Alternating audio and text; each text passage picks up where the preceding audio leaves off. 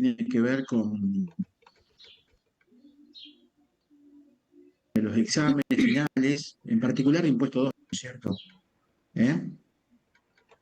Yo tengo entendido que ustedes están por vender ahora el día viernes, ¿no? Es la fecha, yo tengo agendado viernes 15 horas.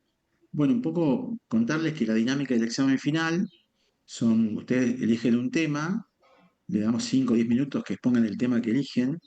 Básicamente es un tema que, si bien se evalúa, como dice la contadora Ewes, normalmente no hacemos preguntas porque la dinámica de ese punto es que ustedes tomen confianza en la mesa de examen, un poco liberen los nervios propios, ¿no? del examen final, más que la dinámica del final es verbal, es oral, y luego el tribunal, como son 3 personas, cada uno formula una pregunta para evaluar sobre distintos temas que son en todos siempre relevantes de la materia.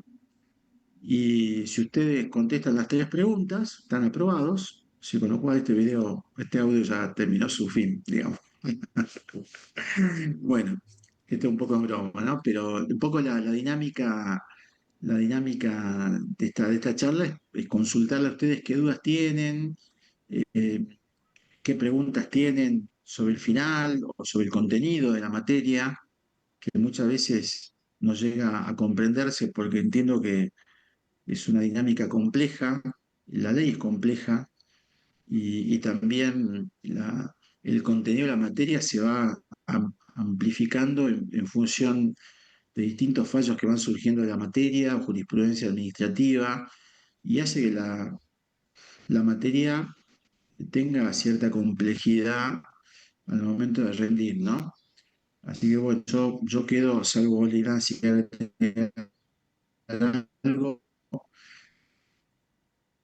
sobre la problemática que advirtieron aquellos que ya rindieron.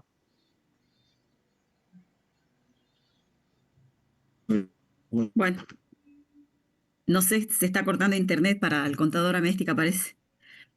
Bueno, chicos, en realidad veo que somos 16 participantes. Esta clase es de consulta. Entonces, ustedes, lo que están ya preparando la materia para rendir el viernes, todas las dudas que tengan, aunque a ustedes les parezca tontas o no les tiene que dar vergüenza, háganla en esta instancia, ¿sí? Todos aprendemos. Así que con confianza, por favor, hagan todas las preguntas que quieran. Profe, ¿puedo comenzar yo? Sí, sí. Mire, ¿no? en mi experiencia, en mi examen, ¿cómo está, contador? En mi experiencia, en mi examen, Bien. en agosto, una de las cosas que a mí se me complicó más fue el tema de impuestos internos.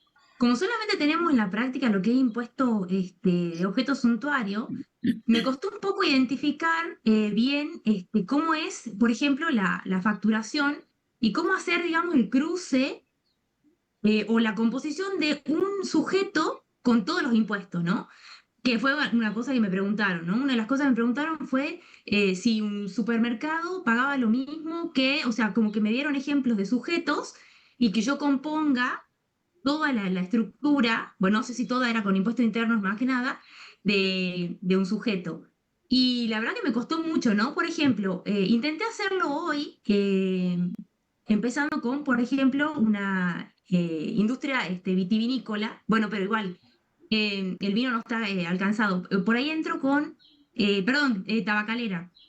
Empecé con la industria tabacalera, de cómo sería, ¿no? Situándome primero en el sujeto de impuestos internos, que sería, por ejemplo, Masalín Particulares. Me fui a aprender el ciclo comercial, ¿no? Del tabaco, que empieza con el productor pasa a la cooperativa de tabaco, de la cooperativa de tabaco pasa a la industria, que ahí es donde es el sujeto. Cuando empecé a ver los pagos a cuenta, me di cuenta que no hay otro sujeto, que él es el mismo el que se computa el pago a cuenta. ¿Eso es así?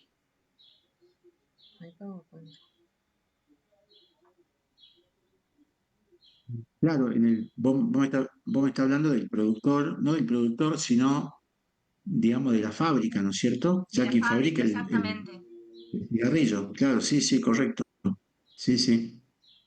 Y en este caso, vinculándolo con actividades económicas, ¿no? Hagamos de cuenta que es un sujeto de convenio. solamente el artículo 13 del segundo párrafo, ¿no? De convenio, cuando habla de la compra de tabaco, ¿no? Del comprador. Cuando se da directamente con el productor, ¿se aplica? ¿O cuando la cooperativa de tabaco también se podría aplicar, digamos, la distribución de la base? O sea, tan así, Desde mi punto tan de vista fino tenemos también, que hilar. no, no, bueno, quizás, pero voy a la pregunta, hay varias preguntas en Sí, su consulta. En primer lugar, efectivamente, y acá aplica en materia de convenio multilateral el artículo 13. Claramente es así, porque usted está posicionada en la declaración jurada de la industria tabacalera. ¿Estamos de acuerdo? ¿Sí? sí, Entonces, claramente hay una relación con el productor, pero el productor, normalmente en el mercado local, por ejemplo, y ocurre en muchas provincias, no opera solo frente a la industria tabacalera, sino que lo hace a través de una cooperativa por distintos motivos legales, comerciales, fiscales, pero quizá si yo tendría que nombrar el principal motivo es la posibilidad o el poder de negociación que tiene la cooperativa respecto al precio final del tabaco ante una empresa que tiene magnitudes importantes y podría imponer condiciones monopólicas al pequeño productor tabacalero. ¿Estamos de acuerdo? creo que se corta un Pero en poco. verdad, se corta un poco, ahí cambié a ver un segundo, voy a tratar de ahí cambié la red, a ver si se mejora ahí un poquito, ¿sí? ¿Me escuchan mejor ahí? Yo le escucho Ahí bien. cambié una red que tengo mejor señal, ¿no? Conectado, ¿ahí mejor o no? Sí, profe, ahí mejor. A ver. Nos quedamos en que ¿cómo sería la finalidad de hacerlo a través de la cooperativa de tabaco? Claro, la finalidad es hacerlo a través de la cooperativa de trabajo, pero esa condición o este vehículo que utiliza el productor tabacalero, este, digamos, mal llamado intermediario, pero lo sabemos así, o vehículo que utiliza la comercialización, no altera, de mi punto de vista, la esencia del artículo 13. ¿Está bien? Porque sigue siendo el productor. Es una cooperativa, ¿no es cierto?, en donde la cooperativa lo que trata es de tener un poder de negociación mayor que el pequeño productor respecto a quien es una gran empresa y puede desequilibrar las condiciones de compra respecto de un pequeño productor, digamos. Pero la existencia de la cooperativa no altera la esencia del artículo 13 y sigue siendo artículo 13. ¿Está bien? Esta es la Bien. primera cuestión que quería aclarar. El segundo tema, en verdad, no tiene que hilar tan fino tampoco, porque en verdad las preguntas son genéricas, pero en verdad, usted ya que lo ha analizado el tema, podría advertir claramente que aplica el artículo 13. ¿Sí? Aplica el artículo 13 porque nosotros tenemos, y en la zona, tenemos industrias locales importantes, bodegas, en la zona de Cafayate, bodegas importantes de vino, el tabaco en Salta, ingenios azucareros, también en la provincia de Salta. Es decir, que la actividad agrícola es realmente relevante en el norte de argentino y que realmente hacen a que estas preguntas realmente se den en un examen final en atención a que se trata de una actividad económica importante o relevante en la economía de Salta, ¿no? En verdad no es necesario que analice profundamente cada actividad, pero si conoce la norma de manera genérica y la puede razonar, como usted lo está haciendo en este momento, no debería tener problema en cuanto al examen. Ahora, es verdad que a nivel de trabajo práctico nosotros anclamos internos en un objeto suntuario, bueno, o en el título 8 de impuestos internos, porque nos pareció en la dinámica de la parte de docencia que era dentro del impuesto interno, que es característicamente monofásico, tener una actividad que era plurifásica y se podía observar claramente el esquema o el juego del pago a cuenta. Pero en verdad, no es el único capítulo y tiene obviamente distintos capítulos que graban y que también son importantes obviamente en el cálculo de impuesto interno, ¿no? Acá en Salta hay muchas, por ejemplo, muchas pequeñas fábricas de cervezas artesanales y la cerveza artesanal está grabada con una alícuota diferencial en impuestos internos. ¿Y tiene mucho que ver con la economía? Sí, la verdad que sí. Nos pareció a nosotros en lo escueto que es el calendario de actividades, arrancar o ponderar ese capítulo, ¿no? Pero en verdad, eh, cuando preguntamos en el examen final, preguntamos normalmente sobre distintos capítulos. Primordialmente hacemos foco en el suntuario, pero obviamente no es el único capítulo que graba impuestos internos, ¿no? No sé si respondo la pregunta y si se me escucha bien, porque tengo dudas si tengo el audio adecuado y el internet. Yo de mi máquina veo que tengo audio y que tengo internet a full, pero no sé si recibe la misma señal allá. Sí, sí, profe, se lo escucha bien. Mi pregunta en realidad era con respecto al cómo ¿Sí? funciona el pago a cuenta. O sea, con respecto al tabaco, si era la misma persona la que tenía que computarse el pago a cuenta, y en el caso de otro rubro que no sea objeto suntuario. Si lo puede El que explicar compute así el como pago a cuenta, gráficamente. claro, el que compute el pago a cuenta es el sujeto pasivo. En el caso del tabaco, el sujeto pasivo es la fábrica, digamos, es la empresa que fabrica el cigarrillo. Ellos generan el débito fiscal del impuesto interno y ellos computan el pago a cuenta. Es el único sujeto porque casualmente es un impuesto monofásico. Así que es la única persona o el único sujeto, digamos, que puede computar el pago a cuenta. ¿Bien? Y la última que hago de internos, con respecto, por ejemplo, en bebidas analcohólicas, yo puedo tener un fraccionador y en ese caso tengo el fabricante que lo pasa al fraccionador y yo había entendido que el pago a cuenta acá se genera en dos sujetos, o sea, el fabricante que hace como un anticipo y luego el fraccionador se toma el de la etapa anterior. ¿Así sería el mecanismo? Exacto. Sí, correcto. Listo. Gracias, Correcto. profe. Sí, sí, tal cual. Sí, sí. Acá hay que identificar el sujeto. El que fabrica la bebida es el que es sujeto pasivo, digamos, no el que la comercializa, por ejemplo. ¿Se entiende, no? Es decir, yo no sé, voy a Super Bea o a Jumbo y veo, no sé, la venta de agua gasificada. Bueno, obviamente es el que comercializa, no es el sujeto pasivo, claramente. El sujeto pasivo es la fábrica de agua que gasifica o mineraliza el agua que después se vende. Bien, o sea que yo como supermercado que comercializo no tengo pago a cuenta y no genero tampoco débito fiscal, lo genera claramente la fábrica de agua, ¿no es cierto? Bien. En caso de que sea elaboración por encargo de tercero, Bueno, el encargo de terceros, en mi opinión, está muy bien planteado en objetos suntuarios, ¿no? En donde alcanza o el hecho imponible aparece extendido, digamos, al, al sujeto que deriva el servicio, ¿no? Ahí claramente bueno, sí, ahí suntuario no hay lo duda, pero toma. la duda sería en otros productos como, no sé, bebidas, no sé, bebidas alcohólicas, No, bueno, porque no es aplicable para tal analcohólicas, cual. ¿no es cierto? Claro, exactamente. Bueno, ahí hacemos la distinción claramente, y vuelvo un poco arrancado con este ejemplo. Si yo voy al BEA y veo una bebida gaseosa que dice BEA, no significa que esté grabado por un impuesto interno, porque hay que ver, a lo mejor BEA lo que hizo simplemente fue compró a la productora de esa bebida gaseosa el producto y la etiquetó. ¿Estamos de acuerdo? Ahora si BEA participó con alguna fórmula distinta, química o gasificada de ese producto, sí claramente está involucrado en impuesto interno, ¿no?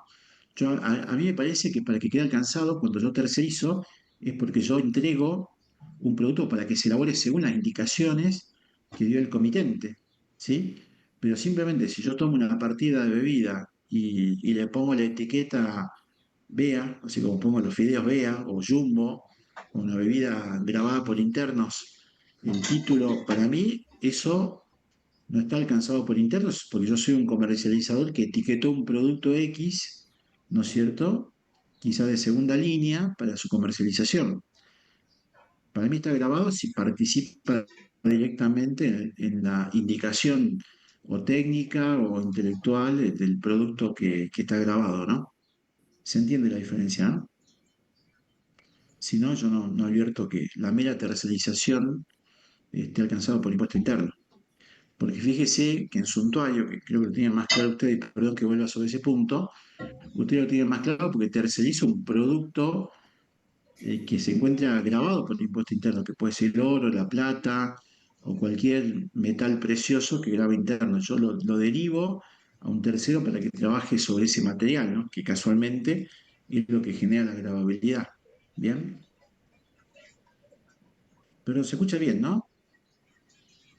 Sí, sí, se escucha bien. Perfecto, Sí, perfecto. perfecto. Buenísimo. Sí, acá volví a cambiar, creo que estoy mejor, ¿eh? Buenísimo.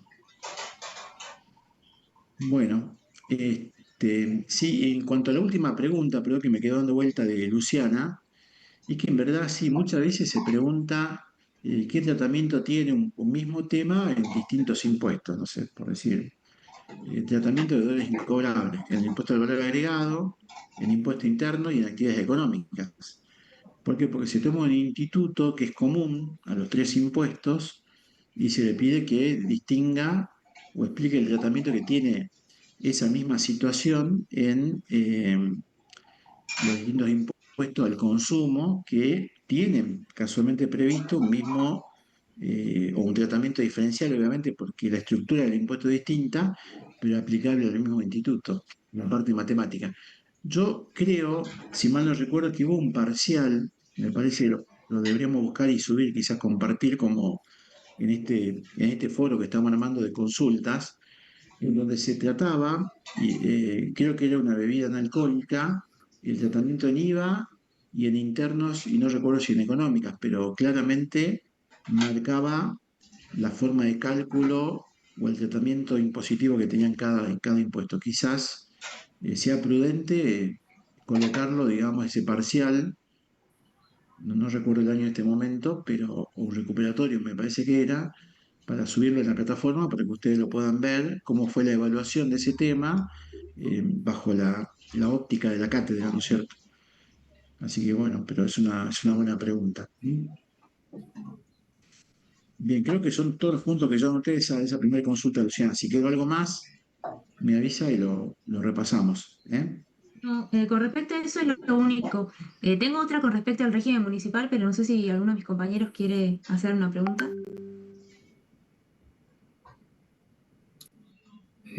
Yo sí quería, ya que estaba en impuestos internos, tengo entendido de que, digamos, el criterio financiero es aplicable en objetos suntuarios también, ¿no es cierto? Para tomarse el pago en cuenta o el crédito fiscal de la etapa anterior, en todas las etapas. ¿Es así, profe?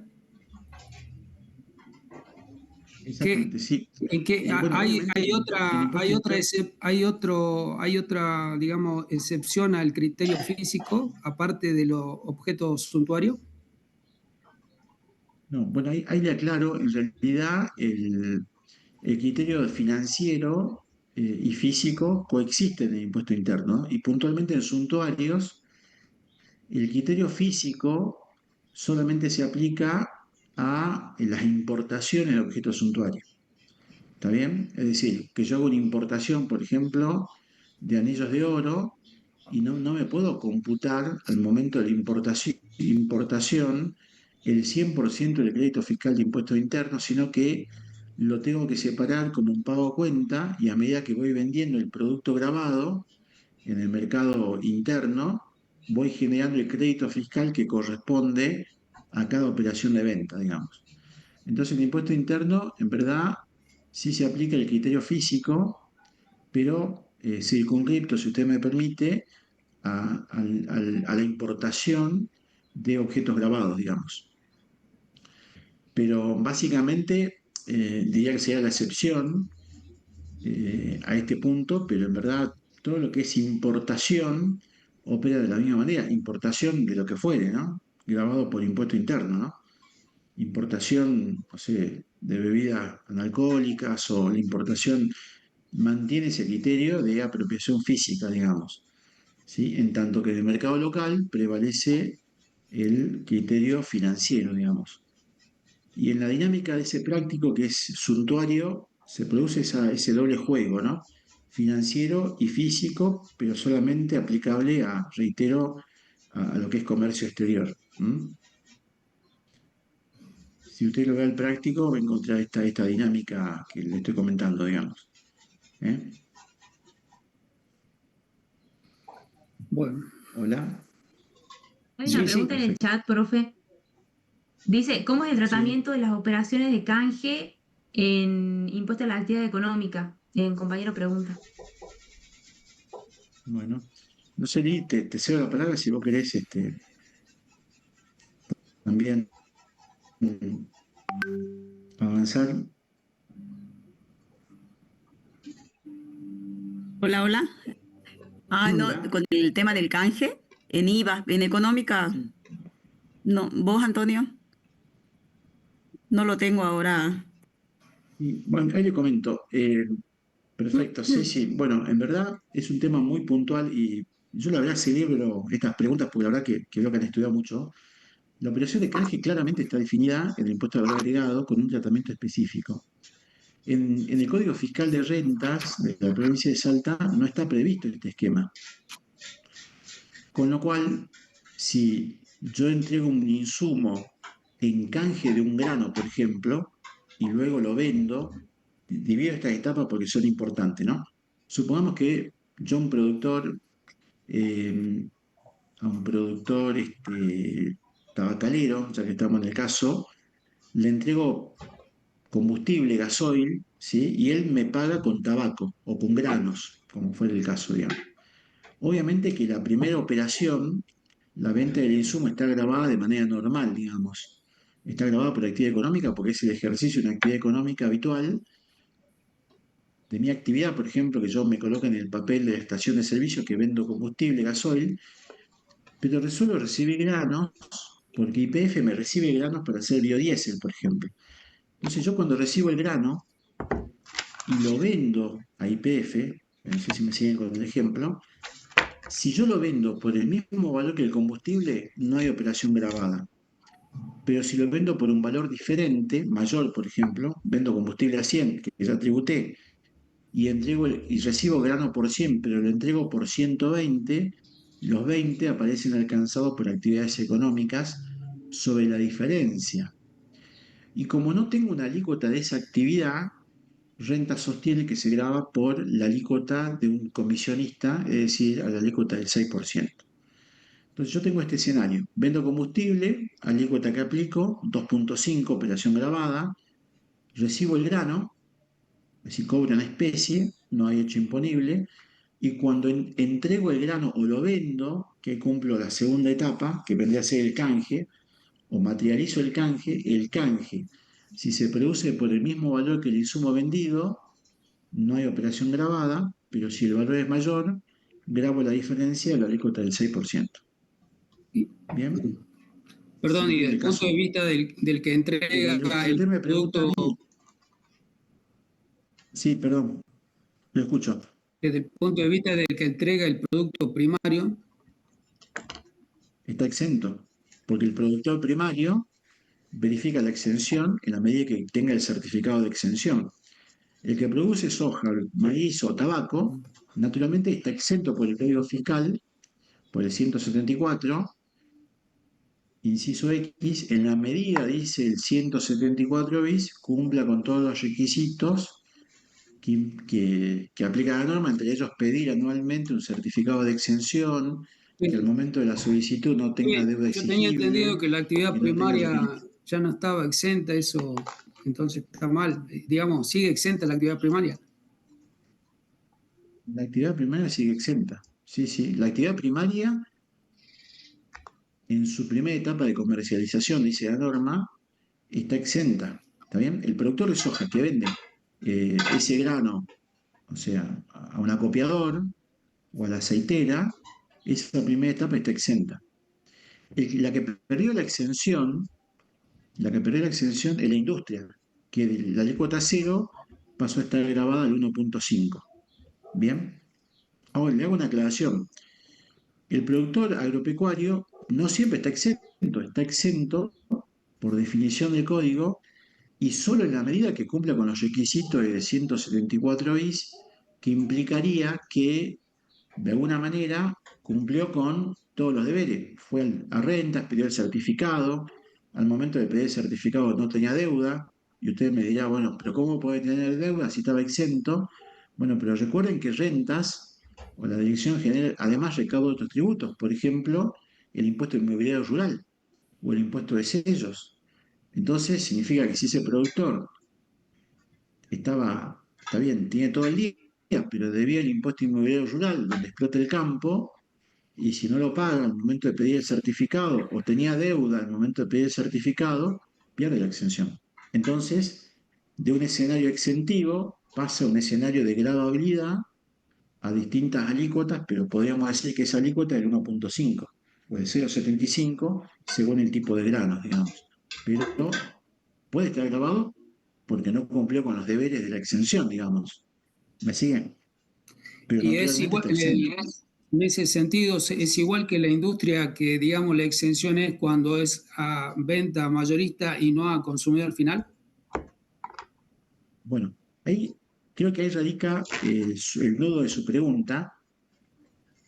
Desde que se firmó el pacto o el pacto fiscal o el acuerdo que fue del año 18, el consenso fiscal técnicamente llamado con Macri, la industria que estaba exenta hasta diciembre del 17 pierde totalmente la exención a partir de enero del 18. O sea que la industria siempre está grabada al 1.5, Sí, sí. siempre. No tengo exención No, hoy por la pero industria, digamos. me refiero a la actividad primaria agrícola. Si, digamos, si le cabe esa Sí, misma sí, por condición de supuesto. que sea venta mayorista y no a consumidor final. Claro, exactamente. Supongamos, yo soy productor, no sé, de lechuga. ¿Estamos de acuerdo? Yo al super vea lechuga,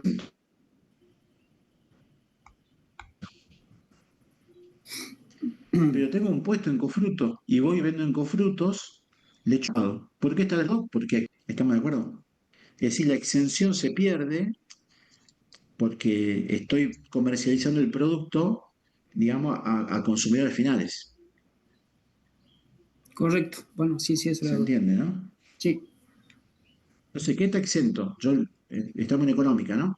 El productor ganadero, sí, el que tiene la cría de ganado bovino está exento. El productor de cebolla está exento. El productor de papa está exento.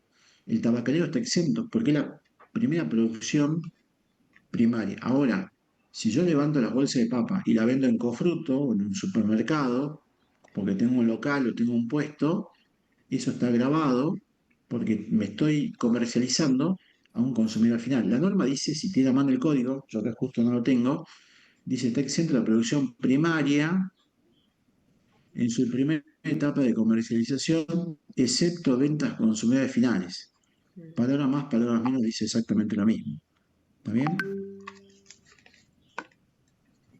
Palabras más, palabras entonces, menos. Y dice entonces producción tenemos, primaria. Sí, sí. perdón. Entonces, si tenemos exenta la producción primaria aplicable, entonces resulta aplicable la mera compra.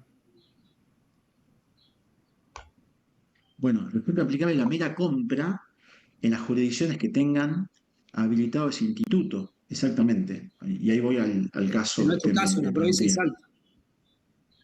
Claro, exactamente. Entonces pero ¿a quién aplica la mera compra? La mera compra aplica a aquel que viene a comprar a la jurisdicción de Salta, pero no tiene establecimiento, no tiene actividad, no tiene corresponsal, no tiene apoyo, nada. Compra y se retira de la jurisdicción. ¿Está bien? Puede ser, por ejemplo, una aceitera que viene a comprar soja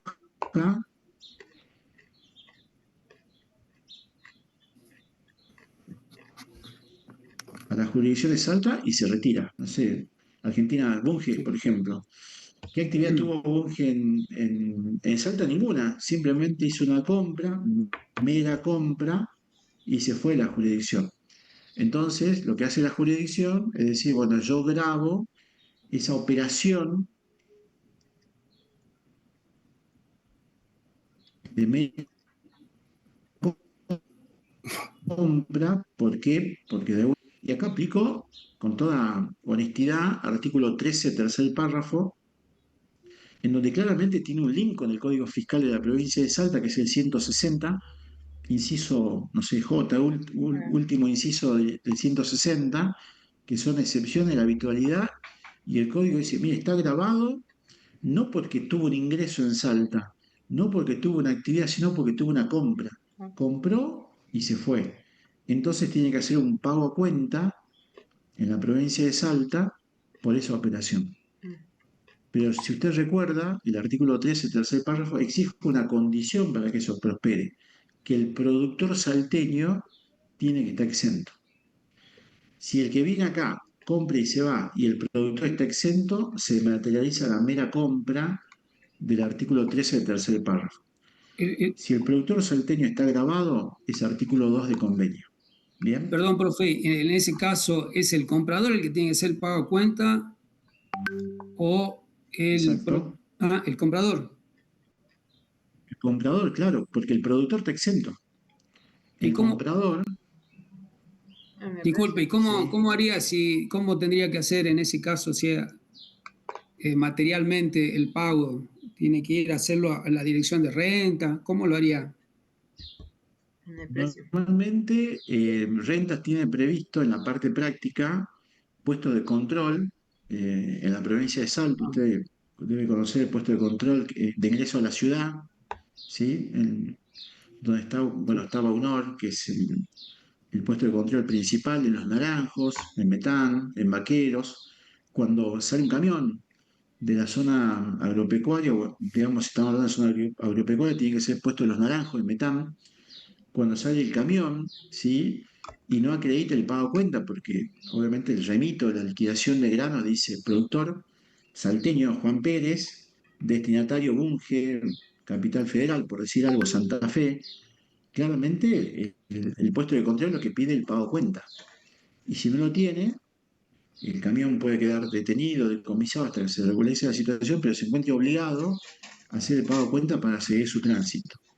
Este es el principal control que tiene Rentas. Ahora, obviamente, una administración ordenada, que sabe que opera el pago a cuenta, hará el pago, obviamente, antes de hacer la operación y pagará ese impuesto en la provincia de Salta. Ahora usted dirá, bueno, pero ¿cómo sigue la historia? Porque el pago a cuenta, usted se dará cuenta que se instala no en el momento del ingreso bruto, sino en el momento de la compra, ¿no es cierto? Entonces, sigamos con Bunge, cuando arma su declaración jurada dice, bueno, yo compré 100, pero en Salta, y acá tengo un pago a cuenta, por ejemplo, el 1.5, y cuando vendí esa mercadería, o cuando la procesé y transformé en aceite y la vendí, equivalen a 500 pesos. Bueno, esos 500 pesos lo tengo que declarar en Salta, donde se produjo la mera compra. Entonces, ingreso bruto de 500 aparece declarado en un formulario de declaración jurada que es el CM03 de convenio multilateral y restará el pago a cuenta del 1.5 sobre el valor de los 100 pesos que compró en Salta. Entonces, en verdad, se termina integrando la liquidación sobre la base de la venta que hará Bunge en materia de granos, ¿no es cierto?, de aceite, porque es un producto ya elaborado eh, a nivel industrial, ¿no es cierto? Porque Bunge no compra soja para vender soja, es raro, compra para vender aceite, que es su actividad principal, digamos, ¿no? Bien. Profe, Bien. tenemos una duda en el chat. Profe Liliana estaba contestando, no sé si lo quiere hacer ella. Sí, sí, que si lo puede, Liliana, si lo querés leer y contestar o elaborar la respuesta.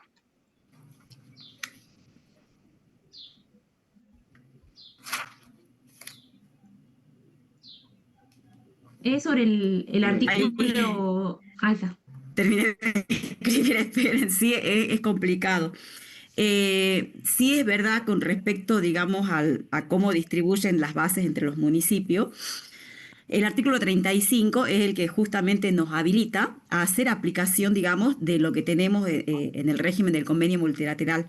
Así como nosotros aplicamos, calculamos el coeficiente unificado para distribuir las bases que están sujetas al régimen general, distribuir esa torta, esos ingresos brutos, entre todas las jurisdicciones léase provincia si quieren, pero lo correcto es decir jurisdicciones, entre todas las jurisdicciones en las que el contribuyente desarrolla actividad, tal como trabajamos para distribuir esa torta, ¿sí? A nivel, digamos, de jurisdicciones, lo mismo tenemos que reflejar esa forma de trabajar, ¿sí?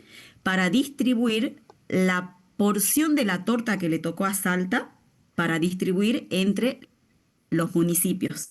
¿Mm? Entonces, el 35 lo que hace es decirme que si no hay dentro de una jurisdicción un acuerdo o una norma donde me indique cómo voy a distribuir esa torta, esa porción que le correspondió a la provincia entre los municipios, entonces me dice que aplique las normas de este convenio. En general no hay un acuerdo, digamos, de estas características. Entonces, lo que se hace es justamente aplicar las normas de convenio para distribuir, digamos, los ingresos entre los distintos municipios. Ahora, cuando nos trasladamos a distribuir los ingresos entre los distintos municipios, ya no podemos aplicar todos esos coeficientes que hemos calculado, digamos, para distribuir entre las 24 jurisdicciones, ¿sí? O en las que desarrolla actividad, entre las provincias, ¿sí? Porque acá es como que decimos que es un mini convenio y ya estamos acotados a lo que el contribuyente está realizando dentro de nuestra jurisdicción de Salta. Ya no tenemos que tener en cuenta el resto de la información que afecta a otras jurisdicciones. Acá tenemos que trabajar, digamos, con lo que tiene que ver con la jurisdicción de Salta, ¿sí? Y de allí es donde hacemos la redistribución con toda la información, ¿no? Es un mini convenio, ¿sí? Buscamos un coeficiente y hacemos una redistribución, un coeficiente unificado para los distintos municipios donde desarrolla actividad dentro de la provincia, ¿sí? Pero ¿qué pasa? Tenemos que tener en cuenta, digamos, cuál es el hecho imponible, digamos, en lo que son las tasas municipales. Entonces, en nuestra provincia, la mayoría de los códigos son similares, entonces tienen, digamos, previsto que debieran tener las jurisdicciones municipales local habilitado, ¿sí? Entonces, como que nosotros vamos a ver cuáles son las jurisdicciones que tienen, digamos, que cumplen con este hecho imponible y sabemos que tenemos que distribuir, digamos, entre esas jurisdicciones, ¿sí? Los ingresos brutos. Pero siempre el techo o el límite superior es lo que le corresponda a la provincia. No podemos redistribuir entre los municipios, ¿sí? Montos superiores a lo que les corresponda a la provincia, en este caso Salta, ¿sí? Pero bueno, no tenemos mucho más. Nosotros solamente tenemos el artículo 35, que nos dice que los municipios, digamos, pueden gravar, digamos, la porción que le corresponda a la provincia, ¿sí? Y nos dice, primero vean si tienen, digamos, algún acuerdo o algo, digamos, un convenio, ¿sí? Si no lo tienen, apliquen las normas de este convenio, ¿sí? Y en términos generales, hacemos aplicación, le decimos como un mini convenio, pero siempre teniendo en cuenta los límites, que es lo que le corresponda a la provincia. No podemos excedernos de eso.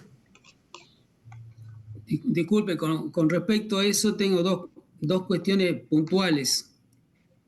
La primera, que las jurisdicciones donde no se tenga local habilitado, ahí no se estaría tributando por más que se ejerza actividad, digamos, comercial. Y lo que pasa es que es parte del hecho imponible, ¿no? Claro. En ese caso hay algunas municipalidades, como por ejemplo acá la Municipalidad de Salta, en los casos de que sea venta, por ejemplo, ambulante o distribución ambulante, obligan a los vendedores a habilitar el transporte en la Municipalidad de Salta.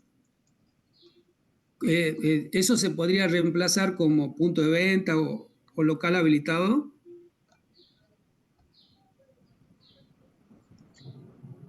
Mira, no sé, para mí no es un local habilitado, ¿viste? Claro.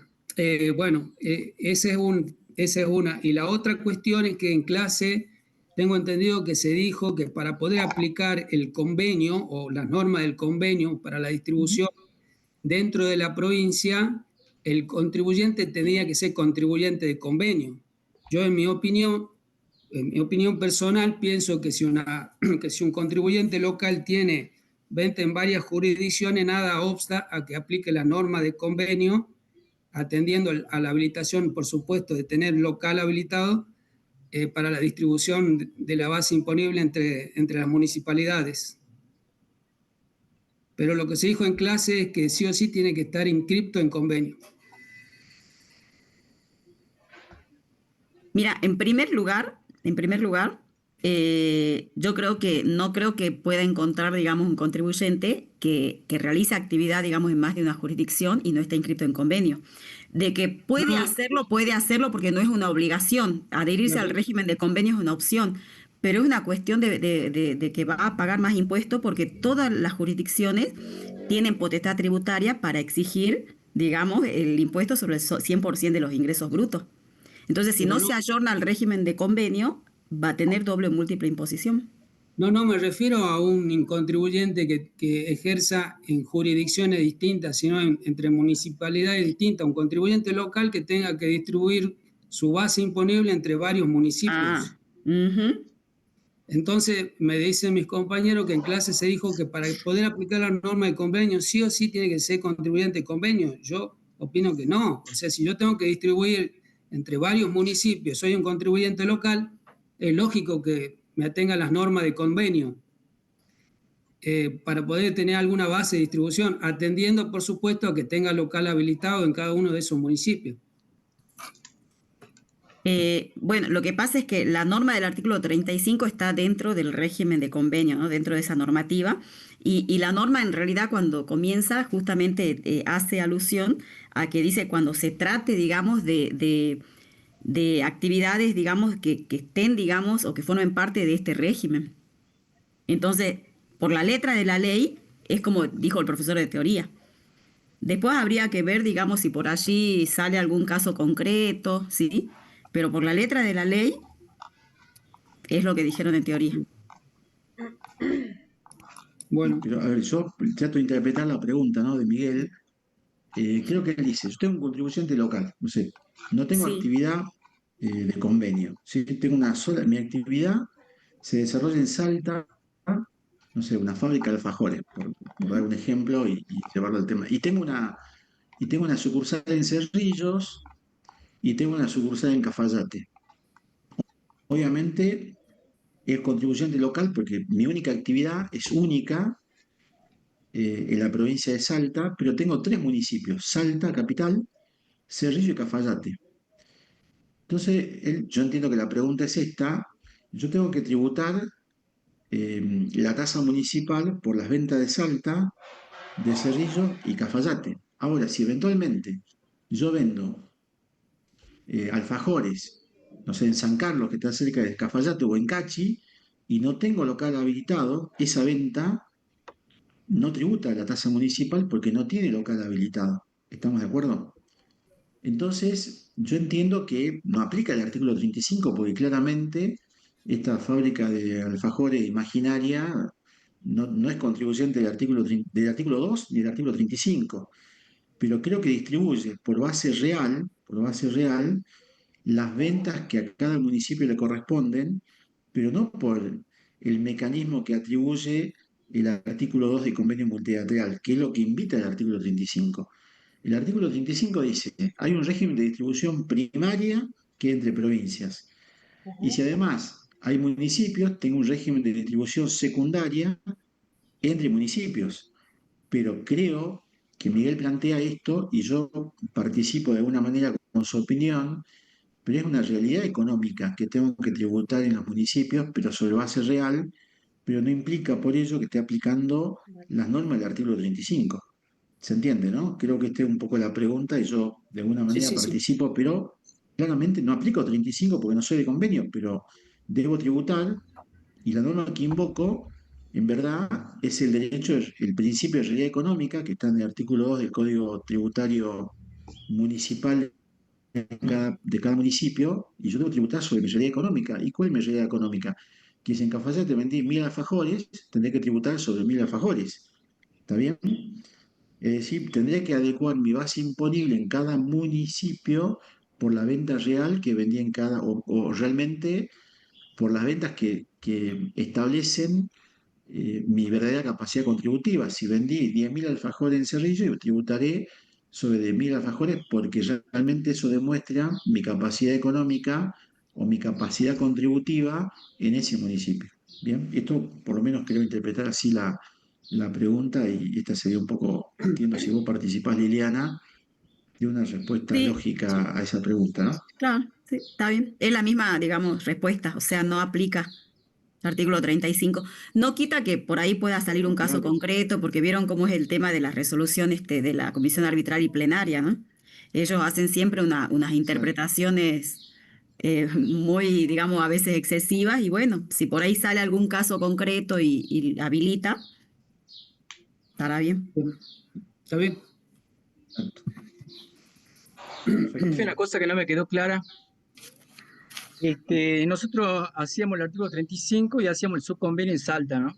Y teníamos, por ejemplo, comercializaba en 3 municipios. Mm.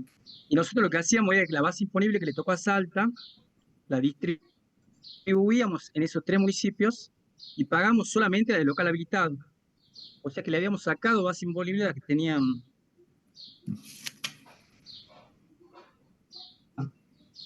¿Cómo es la correcta, digamos? ¿Qué pasa con eso que no tributa, digamos?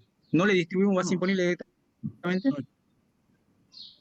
no, claro, supongamos que usted tiene venta país, por decir, sin invocar jurisdicciones, de 1 millón. Y según el coeficiente del artículo 2, a Salta le corresponde el 54%, ¿sí? O sea, 540.000 pesos. Eso es lo que le corresponde a Salta. Entonces, los municipios en su conjunto no pueden exigir una base mayor a la que le participa convenio. ¿Estamos de acuerdo? Eso es lo que dice el artículo 35. Hay un tope, hay un techo. Los municipios no pueden exigir base imponible por 1 millón, Pero porque yo eso impacta decía, al país. no, yo le decía, si ese 540 que vamos a distribuir en Salta, lo distribuimos entre los 3 ¿Sí? municipios donde comercializa o solamente se distribuye Exacto. donde tengo el local habilitado, que eran 2 nomás. No, donde tiene En local 3 comercializa y en habilitado. 2 tiene el local. Claro. Exacto. No le ¿Dónde tiene local distribuye habilitado? directamente. Exactamente. El que no tiene local habilitado, la base se pierde y no tributa, digamos.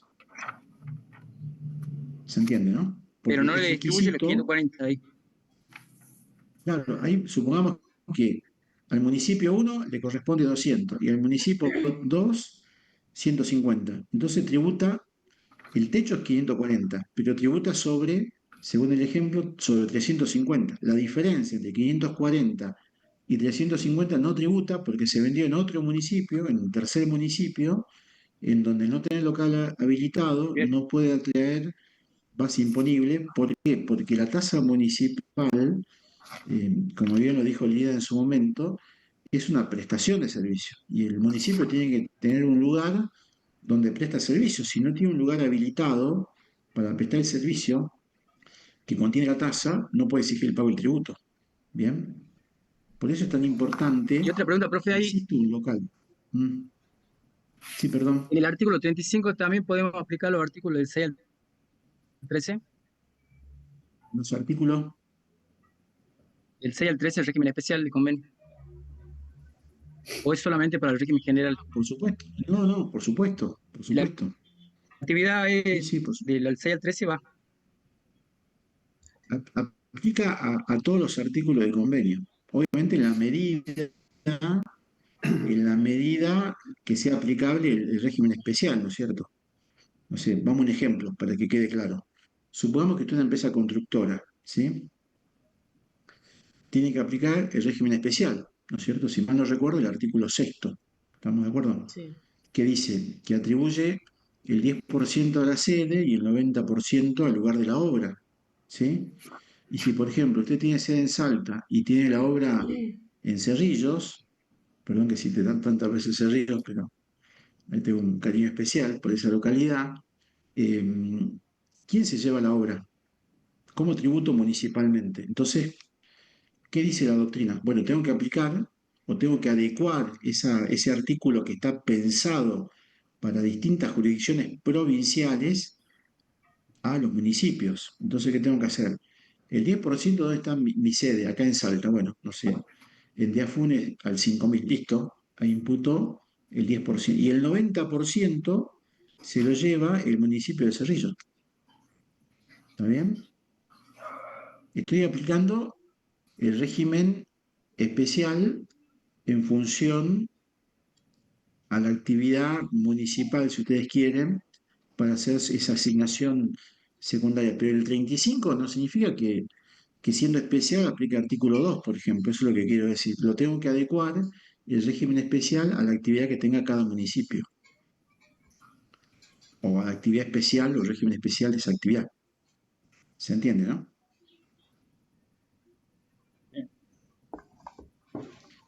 Perdón, y completo el ejemplo. En el caso de esa obra, el 100% se asignará a la provincia de Salta, porque tanto la sede como la obra están en distintos municipios, pero de la misma provincia.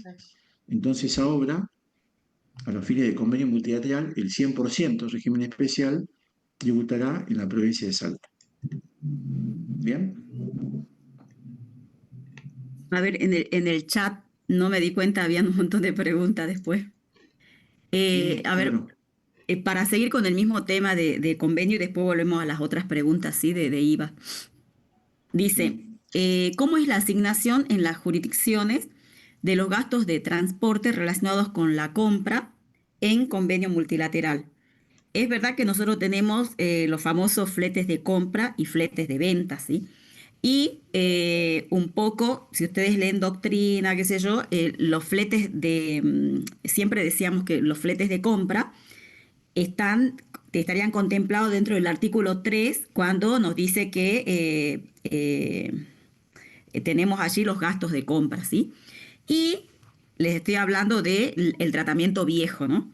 Y después nosotros teníamos en el artículo 4, ¿sí? Que también nos dice allí que los gastos de transporte se van a distribuir en partes iguales. Siempre se interpretó que lo que está en el artículo 4 estaba referido a los fletes de venta.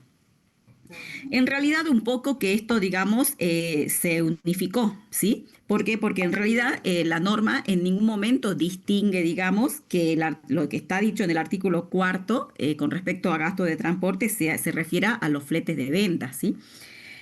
Entonces, la pregunta puntual que está acá en el chat, que dice cómo se asignan entre las jurisdicciones o cómo se distribuyen o cómo se jurisdiccionalizan estos gastos de transporte, pero de compra, o sea, los fletes de compra. Yo sí entiendo, o sea, sé que en los prácticos, incluso en los casos del consejo, se lo hacemos de dos formas distintas, pero le hacemos la distribución, ¿sí?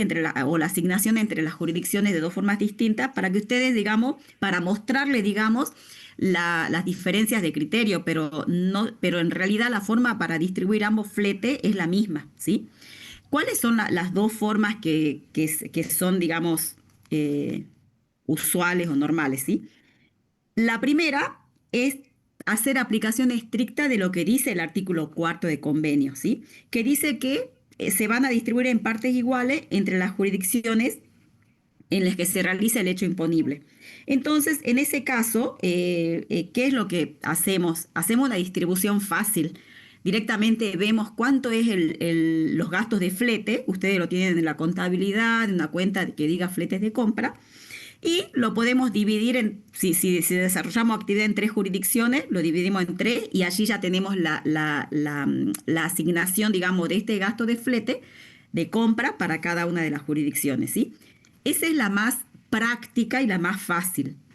Pero ¿qué pasa? Nosotros tenemos hace pocos años una tipo reglamentación, porque vieron que el texto de convenio son 3 hojitas, son muy pocas normas, y la verdad es que la casuística que tiene, digamos, el régimen es innumerable.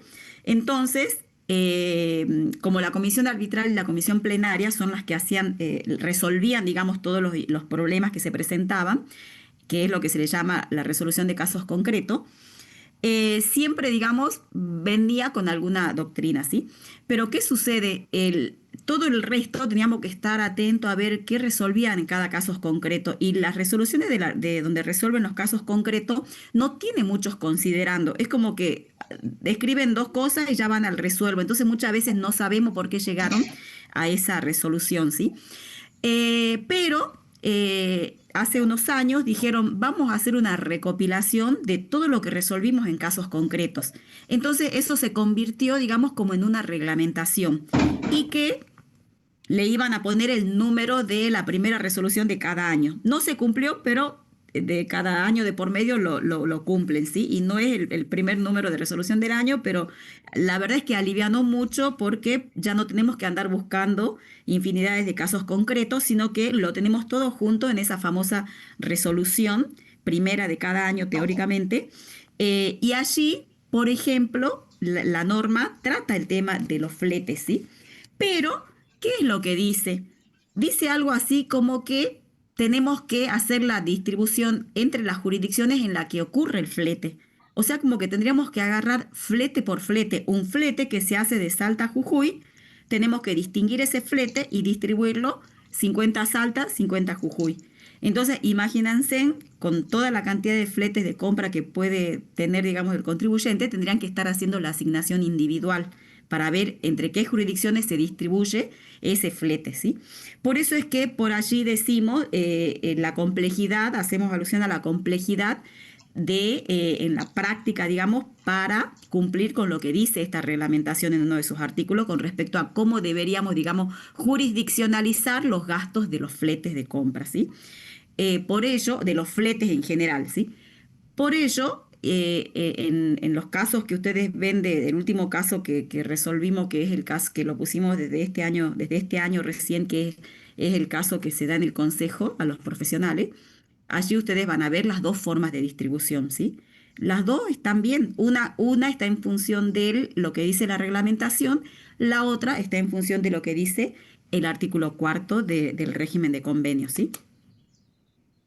Una pregunta. Cuando dice entre las jurisdicciones que se realiza el flete, ¿es principio de origen o las de tránsito también? No, principio y origen. Por ejemplo, O sea, si el flete es de Tucumán a Salta, la mitad es para Tucumán, la mitad para Salta. Por eso es que lo que hace la reglamentación es algo impráctico, porque imagínate estar buscando flete por flete para hacer, digamos, la asignación de ese flete entre las jurisdicciones, digamos, en que ocurrió el flete.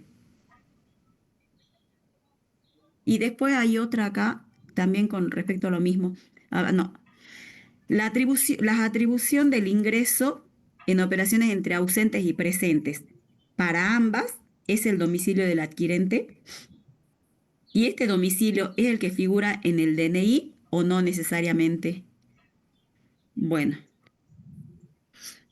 em, esto es lo más complicado del convenio, ¿no? Es cómo jurisdiccionalizamos los ingresos, ¿verdad? Hay mucha, digamos, agua corriendo en este río. En principio, para jurisdiccionalizar las operaciones entre ausentes es fácil porque tenemos, digamos, normativas, ¿sí? Ya sabemos que cuando se trata de operaciones entre ausentes, lo dice, digamos, lo tenemos, digamos, en la famosa reglamentación esta que les digo de la primera resolución de cada año. Y allí nos dice directamente que tenemos qué es lo que se entiende por el domicilio del adquirente, porque en realidad la del domicilio del adquirente nos dice el régimen de convenio, pero no sabíamos qué se entendía como domicilio del adquirente.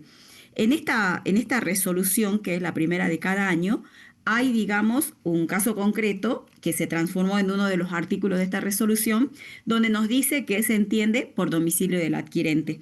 Y yo acá lo tengo, no sé si esta es una resolución, pero si cambian allí nomás, artículo 30, 31, 32, todos los años van a ser, digamos, los números más o menos cercanos. Y esta resolución dice que se interpreta que la atribución de los ingresos al domicilio del adquirente, ¿sí? al que se refiere cuando se da el caso de operaciones entre ausentes, va a ser el siguiente, ¿sí? Y dice que se va a entender como tal el lugar del destino final, ¿sí? De los bienes. ¿Y qué pasa? Después decimos también, sí, pero ¿cuál es el destino final de los bienes? Entonces la misma reglamentación me da una serie de situaciones en las que se puede considerar cuál es ese domicilio final o el destino final de los bienes, ¿sí? Dice el domicilio de la sucursal, en primera opción, domicilio donde desarrolla la actividad del adquirente, la segunda opción, el domicilio del depósito, el domicilio de la sede administrativa. Esto, como les digo, se resolvió en un caso concreto, que es lo que se entiende como domicilio del adquirente, ¿sí? Esto es para operaciones entre ausentes, o sea que allí no tenemos duda y hacemos aplicación, ¿sí? De lo que dice el texto del convenio, que se debe asignar al domicilio del adquirente, y las distintas opciones de domicilio, nos lo dice la reglamentación, en el texto que yo tengo es en el artículo 31. Pero ahora nos vamos a las operaciones entre presente. Las operaciones entre presente es todo un mundo, ¿sí? ¿Por qué? Porque en las operaciones entre presentes sí tuvimos muchos criterios, digamos, para jurisdiccionalizar los ingresos en el caso de venta de bienes, ¿sí? Y de allí que siempre, desde teoría, siempre se les comienza, digamos, indicando cuáles eran los criterios históricos. Pero en realidad el criterio, digamos, que primó muchos años y estuvo vigente mucho tiempo y sigue vigente, es aquel domicilio donde se entrega la cosa, donde se entrega el bien, donde se entrega la mercadería, ¿sí? Pero ¿qué sucede? Estos últimos años vinieron, digamos, resolviéndose muchos casos concretos donde hacía también hincapié a este tema del lugar del destino final de los bienes, ¿sí? O el domicilio, digamos, conocido, digamos, del cliente, del cliente. Entonces, ¿qué sucede? Allí es donde se comenzó a decir, bueno, pero al final, ¿sí? Los criterios se van a unificar para los casos en que sea, ya no vamos a tener esta separación de que si son operaciones entre presentes y entre ausentes. ¿Por qué? Porque la comisión arbitral fue resolviendo casos concretos, ¿sí? En los que indicó que el criterio para jurisdiccionalizar los ingresos, ¿sí? En operaciones entre presentes, también nos indicó que era el lugar o el destino final de los bienes, pero no era el que se usaba para operaciones entre ausentes, y sí, pero lo resolvió así en algunos casos concretos. Entonces, como que por allí decimos que a la larga el criterio para jurisdiccionalizar los ingresos, en el caso de ventas de bienes, en algún momento, digamos, se va a unificar, ¿sí? Ahora lo tenemos, digamos, prácticamente unificado, pero siempre decimos, y en teoría se lo deben haber dicho también, que tratamos de respetar o seguir respetando este tema del lugar de la entrega de la cosa, ¿sí? Y que en todo caso trabajemos, ¿sí? En que este domicilio de entrega de la cosa compatibilice con el destino final de los bienes, para no tener problemas, digamos, en las fiscalizaciones, ¿sí? Tengo una Profesora, consulta sobre convenio también. le quería preguntar sobre este tema justo porque en el trabajo práctico, hola, ¿se Mm. cortó? No, sí estoy escuchando. En el trabajo práctico hay un planteo que decía que venía un comprador de Jujuy a la sucursal de Salta y le compraba y se llevaba la mercadería y se volvía a Jujuy. Mm. Y entonces nosotros ahí aplicamos, lo atribuimos a Salta, digamos, a ese ingreso, porque aplicamos el de entrega de la cosa. Ujú. Entonces, siguen rigiendo los dos, entonces, ¿no? Porque yo cuando leí que era el domicilio del adquirente, ahí ya digo, está mal el práctico, ¿qué pasó ahí? No, es que para operaciones entre presentes, ¿sí? Y para ventas de mercadería, lo que recomendamos es que trabajemos de una forma tal que hagamos que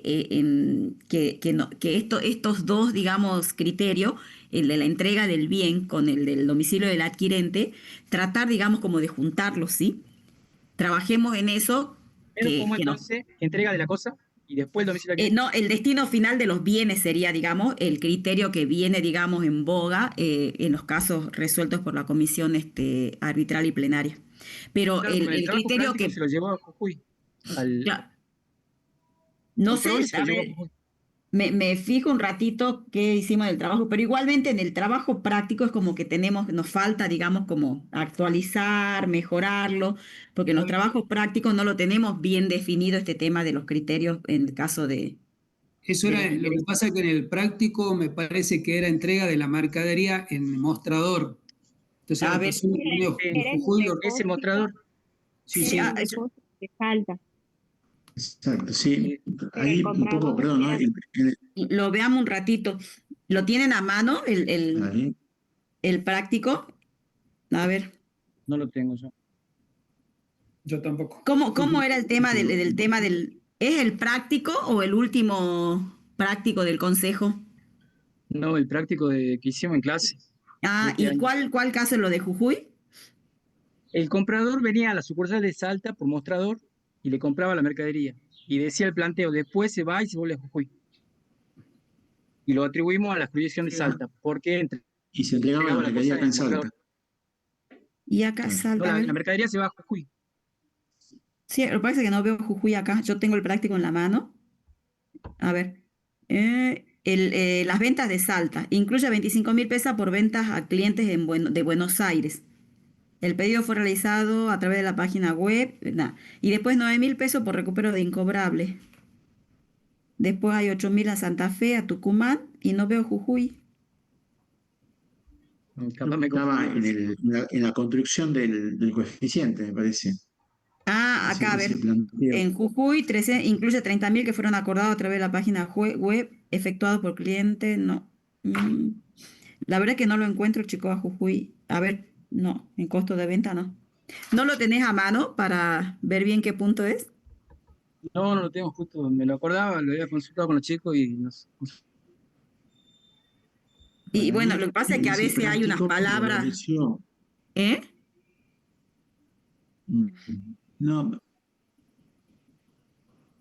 ¿Será el primer caso donde dice Salta que Es esa partecita que dice falta A ver, de las ventas, y de se las distribuye de ventas. la Salta 1.500.000. Incluye ventas de 150.000 pesos acordadas en Salta a clientes domiciliados en Córdoba y entregado en los depósitos de entregado, Salta. claro.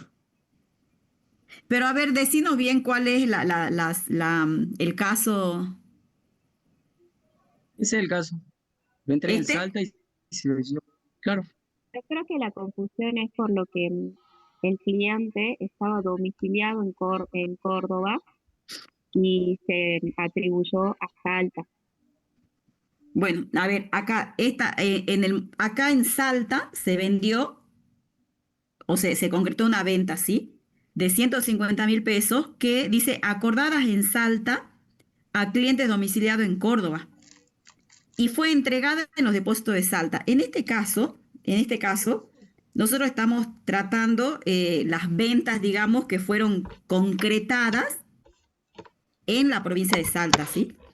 Y entre ellas le hemos vendido a un cordobés, porque dice cliente domiciliado en Córdoba, a un cordobés, ¿sí? A una persona que tenía domicilio en Córdoba. Pero en realidad, cuando yo leo esto con los pocos datos que tenemos, en ningún lado nos dice que el contribuyente, digamos, extendió su brazo, ¿sí? O puso el pie, digamos, en Córdoba, tal que le dé sustento territorial a Córdoba para que le asignemos ventas a Córdoba. Porque acá dice que el contribuyente le vendió a una persona, digamos, domiciliada en Córdoba, pero le entregó acá en Salta. Es como que nuestro contribuyente no sé qué vende, pero puede venir un cordobés, un santafesino, un jujeño, ¿sí? Y él le puede vender a todos que tengan domicilio en otras jurisdicciones. Pero si la venta se concreta acá en Salta y hace la entrega de la mercadería en Salta, nuestro contribuyente, digamos, no pisó o no generó sustento territorial en Córdoba como para asignar, digamos, esa venta a Córdoba. Por eso es que en este caso queda todo para Salta. Me imagino que quedó así. Tiene que quedar todo para Salta, ¿sí? Ahora, ustedes me dicen, sí, pero ¿cómo? Porque el nuevo criterio, ¿cómo es el tema, sí? Y bueno, el nuevo criterio, ¿qué es lo que me dice? Que nosotros tenemos que tener en cuenta el lugar del destino final de los bienes. ¿Y qué entendemos como destino final de los bienes? Y me manda, digamos, a los distintos domicilios que tenga, digamos, el cliente, ¿sí? Pero no quiere decir que porque el cliente le esté vendiendo a un cliente que tenga un domicilio en Córdoba, enseguida le tenga que asignar porque es el domicilio, no. Primero, siempre en convenio multilateral tenemos que analizar el sustento territorial. ¿Tiene sustento territorial Córdoba para exigirme que le entregue parte de la torta, una porción de la torta? Entonces, para eso, siempre que tengamos que asignar ingresos, tenemos que mirar también las cuentas de gastos que tenemos, ¿sí? Para ver si nuestro contribuyente extendió su brazo, puso el pie en otra jurisdicción a través de o de ingresos o de gastos, ¿sí? Pero no es este caso. No porque leamos que los clientes tengan domicilio, enseguida tengamos que asignar a esa jurisdicción. Primero tenemos que verificar el sustento territorial. Por supuesto, ese sustento territorial cambia cuando se trata de operaciones entre ausentes, ¿no? Esa es otra historia, ¿sí? Pero en este caso estamos tratando operaciones entre presentes. Y si hay operaciones entre presente, tiene que haber sustento territorial para asignar ingresos a una jurisdicción. Y acá dice clarito que la entrega de mercaderías en Salta, por eso es que siempre decimos que tenemos que tratar, digamos, de como juntar los dos criterios que son importantes, porque el criterio de la entrega de la cosa no feneció, o sea, se sigue aplicando, ¿sí? Nada más que un poco se tiene que compatibilizar con estos nuevos criterios que se están imponiendo, que es el destino final de los bienes y el domicilio del adquirente. Bien. Profe, tengo una duda también en convenio. Es en el caso de las exportaciones. Las exportaciones en impuestos a la actividad económica están exentas. Si me preguntan, por ejemplo, en el caso de un exportador que compra en varias jurisdicciones, entraría en el ámbito del convenio multilateral. En este caso, o sea, no hay base para atribuir. ¿Cómo sería? ¿Tiene que de todas formas calcular los coeficientes?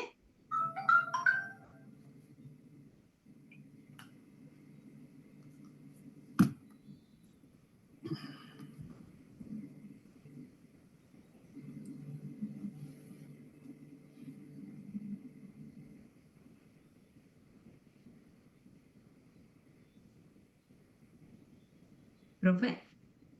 Disculpa, ¿me puedes repetir la pregunta? Sí, en el caso de las exportaciones. La exportación en impuesto a la actividad económica está exenta. Si yo soy exportadora pura, ¿sí? No tengo en el caso que me planteen de que tengo un exportador y cómo funcionan todos los impuestos, ¿no? En el caso de IVA, hablaría sobre el tema de la devolución y el recupero. Ahora, con respecto a convenio, por ejemplo, es un exportador que no tiene actividad en el mercado interno, pero realiza actividad en varias jurisdicciones. En este caso, ¿cómo haría? No hay base para distribuir porque no tengo ingresos computables, no hay ingresos brutos devengados computables. ¿Qué haría? ¿Tengo que calcular los coeficientes de gasto o es una formalidad? Vos me estás hablando de un exportador puro que no hace nada más que exportación, ¿verdad? ¿Ese Claro que sería no el hay base caso? en el mercado interno, exacto. En el No sentido hace porque, nada, nada. Bueno, lo que pasa es que claro, si es ese el caso, no tenés que hacer nada porque el régimen de convenio, justamente cuando aplicas, cuando vos tenés que distribuir tus ingresos entre más de una jurisdicción. Pero en este caso, tus ingresos, digamos, están justamente el tema de los ingresos por exportación, digamos, están puntualmente, digamos, fuera, digamos, o considerados como ingresos no computables. ¿Y qué gracias, profe. pasa? Si no son computables los ingresos, va de la mano la no computabilidad de los gastos relacionados con esos ingresos. O sea, o sea que en realidad no tenés que hacer nada. Gracias, profe. El problema más bien sería si fuese un exportador impuro. Claro. Ahí sí. Esto viene también para otras cuestiones. Por ejemplo, así como estamos hablando de la exportación, también los llevo a un contribuyente que hace régimen especial, ¿sí? Entonces, cuando hace régimen especial, también los ingresos del régimen especial, así como hablamos de las exportaciones, no lo puedes computar para calcular coeficiente unificado. Entonces, todos los gastos relacionados, vinculados con ese régimen especial, tampoco lo puedes computar. Eso tienen que ver siempre, o sea, con qué es lo que hace nuestro contribuyente, qué actividades realiza, porque muchas veces por ahí sacan en la práctica, ¿no? Sacan, digamos, dicen, no, este es no computable como ingreso, las exportaciones, los ingresos del régimen especial, y se olvida de sacarlo en los gastos, ¿sí? No van los ingresos, son no computables los ingresos, son no computables los gastos. Bien. Si ustedes me permiten, Mm. esa es una pregunta de examen, ¿no? Dígame cuáles son los ingresos no computables en el convenio multilateral. Y el principal es la exportación, digamos, ¿no es cierto? O enuncie egresos no computables que no están en el artículo tercero. Obviamente, porque lo están en el artículo tercero, todos los conocemos, publicidad, impuestos, pero hay otros gastos no computables que no están nominados en el artículo tercero del convenio. Por ejemplo, como acaba de decir Liliana, los gastos vinculados a la exportación. ¿Está bien? Pero eso está en la norma interpretativa, si mal no recuerdo, la 1 del 2021, creo que es la última, 23, perdón, la 1 del 2023, en donde hay un artículo específico que nombra cuáles son los ingresos no computables. Por ejemplo, cito otro, la diferencia de cambio, que tampoco es un ingreso no computable a los fines del convenio. La venta de bienes de uso es otro ingreso no computable. Entonces, este tema me lleva a recordar que esta es una pregunta de examen también, cuando se le pregunta al alumno cuáles son los ingresos no computables del convenio y tiene por lo menos un catálogo nominado en la resolución interpretativa que puede citar perfectamente, ¿no? Así que es una buena pregunta, ¿no? Para anotar y que este planteo de las exportaciones y demás me lleva a recordar ese tema también. Profe, Así que bueno, es un buen ¿en qué punto. resolución ¿Eh? está lo que comentás? No llegué a escribir. Como comentaba Liliana, hay una resolución general que sale todos los años y nosotros le llamamos resolución interpretativa. Si mal no recuerdo, la última es la número 1 del 2023 o 2024, no recuerdo, pero es que es la norma que resume todas las resoluciones de distintos casos concretos. Si ustedes me permiten, yo la tengo acá, se la cito textualmente. Es la 15 del 2023. Teóricamente se dijo que iba a ser 15, la primera de cada año, pero primero, no la exactamente, están publicando cada año, todos los años, y segundo, creo que una sola vez fue la primera. exacto. Sí, sí. Esa resolución que es larguísima, debe tener, no sé, 200 folios, resume, obviamente, el tratamiento resuelto en distintos casos de comisión arbitral o plenaria, casos concretos. Entonces, es un resumen, ¿no es cierto?, de distintas situaciones, no sé, el tratamiento de los gastos de transporte, tal situación, el tratamiento de diferencia de cambio, de regalía, tal situación. Y como que conviene repasarla, aunque sea de manera general, en los tópicos que son más relevantes para un repaso de estos temas, ¿no? 15 de 2023, exactamente, acá lo tengo, sí. Esa es la resolución. Profe, te puedo hacer una pregunta de internos. El tema de sustitución de responsables que sustituyen a los fabricantes. No le entiendo mucho a ese artículo, creo que es el artículo 2 del decreto reglamentario noveno párrafo,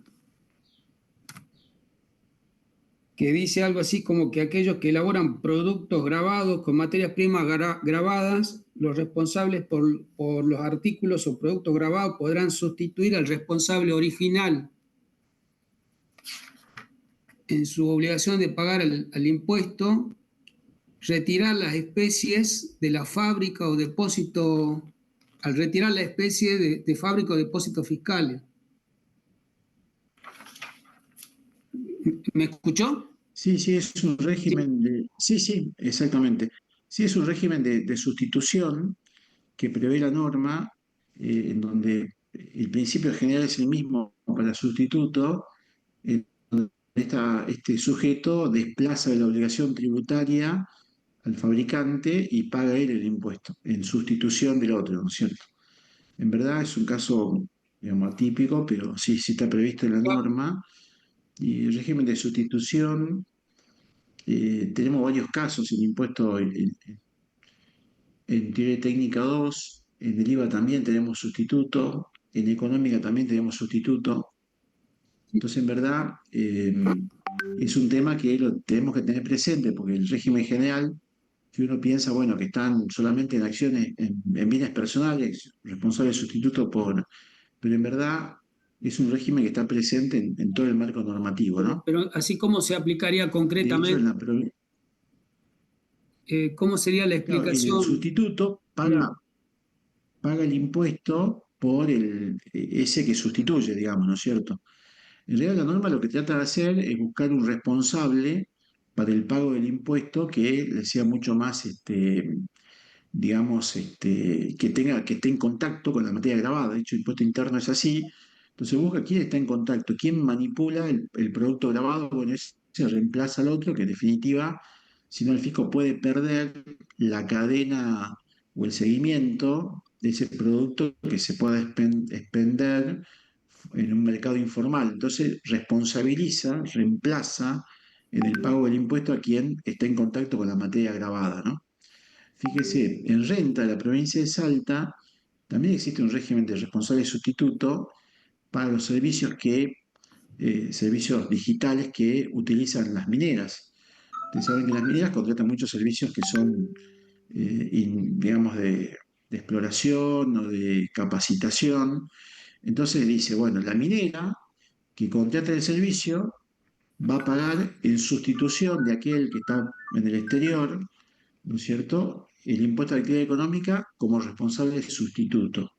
Es decir, que la norma, como no puede identificar o no puede encontrar rápidamente a ese tercero que presta el servicio y que está radicado en extraña jurisdicción, busca a la minera que la nomina en la resolución de renta y dice, usted va a ser como paga, como está en contacto con el dinero o el honorario de ese que prestó el servicio, lo coloca en sustitución de ese que no va a presentar declaración jurada seguramente y seguramente el fisco no va a encontrar rápidamente en un sistema de control. Entonces lo designa como un responsable de sustitución en el pago de la obligación. ¿Está bien?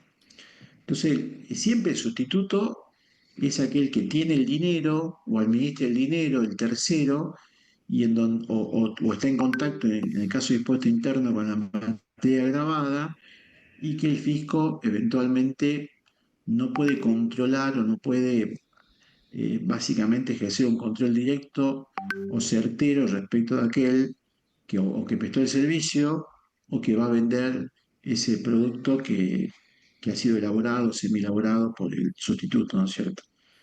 La circunstancia es la misma, el instituto de sustitución es exactamente el mismo, pero realmente también se aplica al impuesto, a los impuestos al consumo, ¿no?, tanto en económica como en el caso de impuestos internos. ¿Mm? Sí, es decir, Espero que eso claro. lo que me presta confusión es que dice que yo entiendo que acá el vendedor es el que va a retirar el producto o materia prima del fabricante, pero en este caso el fabricante, si son productos grabados, el fabricante es responsable. O sea, en este caso no es que no se puede identificar, porque el fabricante en todos los casos digamos, es sujeto pasivo. Y en este caso habilita al vendedor a hacerse responsable. Ahora, por eso me resultaba un poco difícil de entenderlo, de interpretarlo, porque los dos son responsables, el fabricante y también el que vende ese producto. Entonces, ¿cuál No, sería el pero acá, motivo por el cual pasaría a ser responsable sustituto? claro, si yo no tengo acá la norma a mano, si la repasás de vuelta, yo entiendo que acá, a ver, el fabricante que vende su propio producto es sujeto pasivo por sí mismo, eso no hay duda, ¿no es cierto? Ahora, Sí. si yo fabrico por encargo de un tercero un producto grabado, que yo cuando se lo entrega al vendedor no sé si lo va a declarar, porque esta es la duda que hay, o la presunción de duda, entonces me designa a mí sustituto en el pago de la obligación de aquel. Obviamente yo económicamente lo voy a recuperar, porque cuando le facture el precio, le voy a sumar el impuesto correspondiente, ¿no es cierto? Porque ese que vende ya no fabrica, ¿no es cierto? Simplemente hace la comercialización y en mi opinión se escapa o se puede escapar de la tributación. ¿Se entiende, no? Sí, más o menos. Entonces yo como fabricante tengo un doble rol. Cuando yo fabrico por mi cuenta y vendo el producto, mi propio producto, soy responsable por deuda propia, digamos. ¿Bien? Pero cuando fabrico para un tercero productos grabados, que yo cuando se lo entrega el tercero, no sé si el tercero lo va a llevar a la tributación porque facturo, ¿no? Lo lleva a un camino informal. Entonces la norma me designa sustituto para asegurarse la renta, pero yo en realidad elaboro no para venderlo yo, sino para que lo venda un tercero. En consecuencia, yo asumo el pago del impuesto que luego lo recupero, porque el sustituto, si bien yo lo pago, lo desplazo de la obligación al vendedor lo que siempre me asigna la norma es la acción de regreso. Siempre tengo la posibilidad de recuperar el costo del impuesto pagado. En este caso será vía costo o precio de venta del servicio que estoy prestando. Bien. Entonces acá lo recupero siempre. Pero la Entonces, obligación de pago, la declaración jurada y la cancelación la hago yo. entonces el carácter de sustituto lo asume el fabricante. Claro, exacto, Ah, bien, bien. exacto, Ahí me cierra más, sí. exacto. Ahora sí. Sí, sí, claro, el fabricante, porque yo soy el que fabrico, yo tengo la industria, el equipamiento, la máquina para darle ese producto grabado, la forma o el destino o las características de consumo para el uso humano que requiera el encargo del vendedor. El vendedor, como simplemente comercializa, podría escapar de la tributación, en un esquema obviamente incorrecto, pero podría escapar. Entonces me designa a mí como sustituto para asegurar la renta o la recaudación y yo obviamente no fabrico para mí, fabrico para un tercero. Por eso es como que sustituyo al otro, porque siempre el sustituto, como el agente de retención, paga el impuesto de otro, no paga el impuesto propio, ¿no es cierto? ¿Bien? Bien. Perfecto, buenísimo. Bien. Voy a, Chicos, muy buenas preguntas, ¿eh? La verdad que estoy muy, muy contento, muy buenas preguntas, se nota que te han estudiado todos, así que me, espero que el viernes me voy haya arriba, muchos 8, 9. me quedé en Elizabeth Arancibia. Por favor, puede ¿Sí? explicar de importación de servicios la diferencia con los sujetos del artículo cuarto G y H sobre responsable sustituto, un poco lo que venía también viendo el contador Améstica, pero en este caso la duda es la diferencia que hay entre los distintos sujetos, ¿sí? Vieron que siempre nosotros en el artículo 1, que es el aspecto objetivo en la ley de IVA, cada inciso del artículo 1 va de la mano con algún inciso del artículo cuarto, que es el aspecto subjetivo, ¿sí? Y acá la duda está entre los sujetos del cuarto G y H. A ver, veamos acá cuáles son los del G y el H. Los del cuarto G son los sujetos que son prestatarios en los casos del 1D, que es la importación de servicios, ¿sí? Y nosotros en el artículo 1 tenemos dos tipos de importaciones, ¿sí? La del D, que es, digamos, aquella que le pone, digamos, condiciones al sujeto, nos dice que es objeto del impuesto las importaciones, las prestaciones, digamos, realizadas en el exterior, pero cuya utilización lo sea en el país. Esa es la definición un poco de lo que se entiende por importación de servicios en los impuestos a los consumos, ¿sí?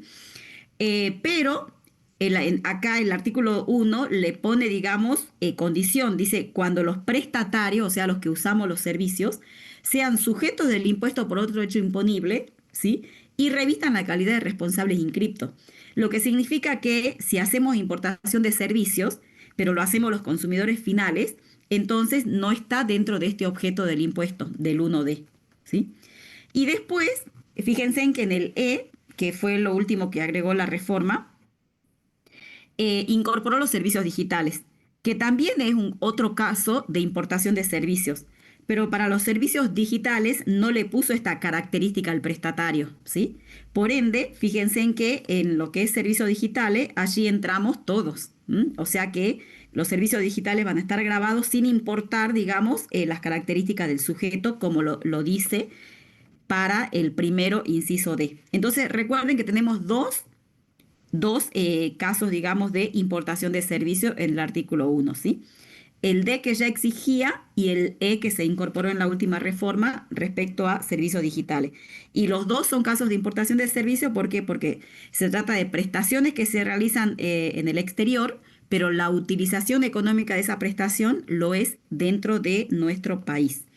Cuando vamos a buscar los sujetos de estos dos hechos del artículo 1, nosotros los encontramos en el artículo cuarto, uno en el inciso G, que es la pregunta que hace acá la compañera, y el otro es en el inciso I, o sea, en el G y en el I están los sujetos de los hechos imponibles del 1D y del 1E. Pero ¿qué sucede? Acá la compañera dice que no entiende la mezcla que hay con el H, porque en el artículo cuarto Después del G, que se refiere a que son sujetos los prestatarios del caso de importaciones de servicio, y en el I, que también son los prestatarios, pero de los servicios digitales, en el H nos dice que hay otros sujetos del impuesto. Y dice que quienes sean locatarios o prestatarios, representantes o intermediarios de sujetos del exterior que realicen locaciones o prestaciones grabadas en el país, en su carácter de responsable sustituto. El H es otro caso. El H no es un caso de importación de servicio. Importación de servicio es cuando la prestación es desde el exterior, pero su utilización económica es en el país. Esa es la definición de importación de servicio. El caso del H se trata de una prestación realizada en el país. O sea que ya estamos fuera de la importación de servicios, ¿sí? ¿Cuál es el caso que trata de acaparar o que trata el inciso H? Ejemplo, compramos, digamos, una maquinaria en el exterior, la importamos, y resulta que necesitamos que nos hagan la instalación de esa maquinaria, o quizás se nos echó a perder y tenemos que repararla, pero no tiene que ser gente especializada, ¿sí? Los fabricantes. Entonces, ¿qué sucede? Tenemos que pagarle a un ingeniero, ¿sí? De allá, del exterior, ¿sí? Para que venga a ver y reparar, digamos, esa maquinaria. Entonces, el ingeniero del exterior viene, entra a la Argentina, nos repara la maquinaria y se va. Entonces, el artículo H lo que hace es tratar de captar, digamos, a ese sujeto. ¿Por qué? Porque en realidad es una prestación realizada en Argentina, que si la hiciera un ingeniero de Argentina está totalmente grabada. ¿Y por qué no va a estar grabada si la está realizando un sujeto domiciliado o radicado en el exterior? También tiene que estar grabada. Lo que pasa es que a ese sujeto del exterior es como que era más difícil, digamos, captarlo. ¿Por qué? Porque si bien ese sujeto del exterior está realizando una actividad grabada por el IVA en Argentina, pero no le vamos a decir, mire, vaya, tiene que inscribirse, presentar declaración jurada, habilitar, digamos, la factura digital y todas esas cuestiones. O sea, no, el sujeto del exterior viene, realiza el trabajo y se va. Entonces, ese era el caso que siempre quedaba, digamos, como fuera de la tributación, cuando no debiera, ¿sí? Pero por una cuestión, digamos, práctica o impráctica de no poder captar, digamos, esas operaciones.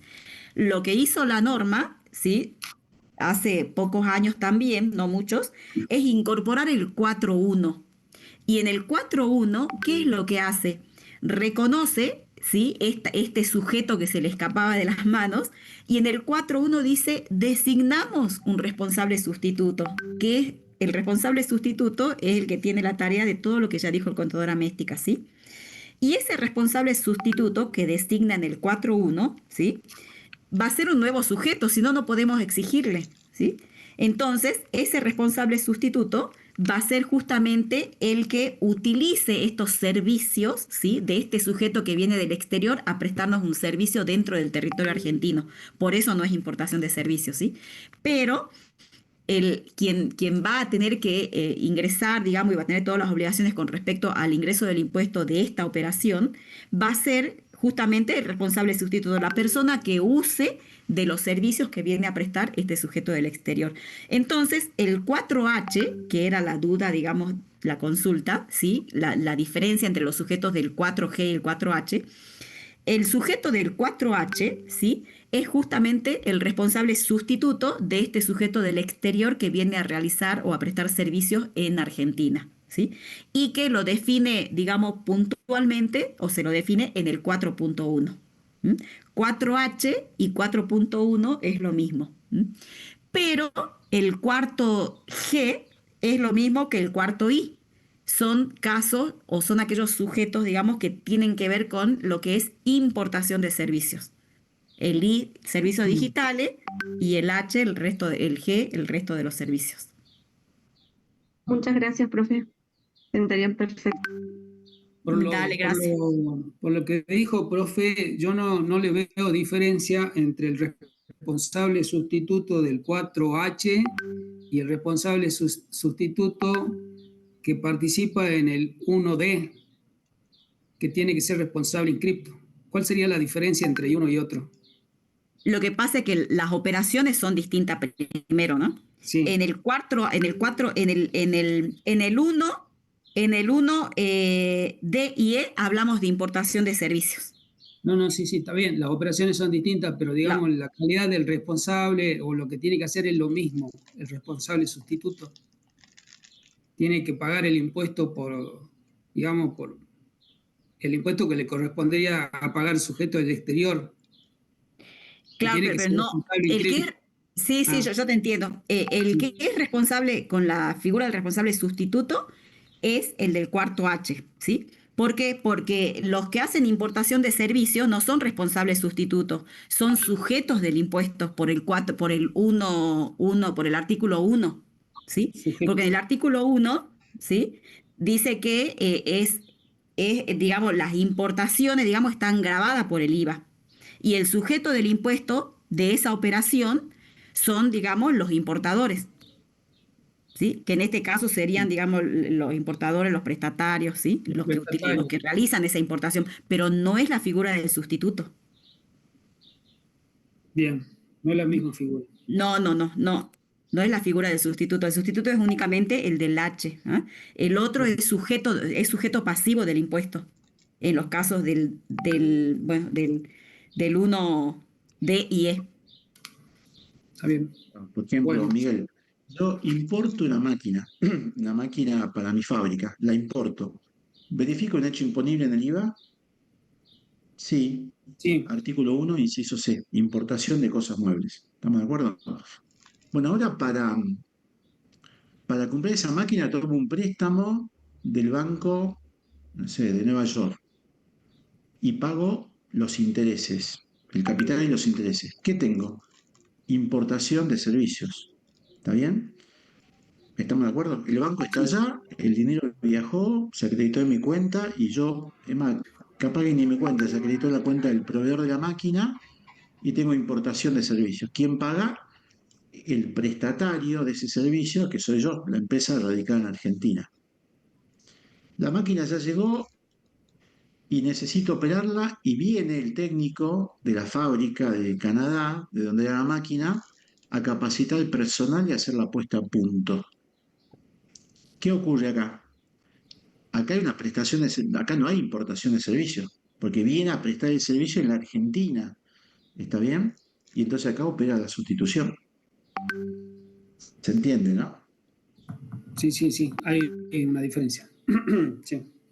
Entonces son distintas operaciones que financié y la puse a puesta a punto, digamos. Bueno, entonces ahí, pero son distintos hechos imponibles. Fíjate, la importación de la maquinaria, uno se, la toma del préstamo, importación de servicio, uno de la operación de capacitación en el país, y ahora aparece el sustituto. ¿Por qué? Porque alguien acá en Argentina representa, tiene facultades o de apoderamiento, de administración, y viene y se capacita con algún técnico al exterior, que es un extranjero, tiene documento canadiense, residencia canadiense, y no le interesa inscribirse en Argentina, pero prestó un servicio acá.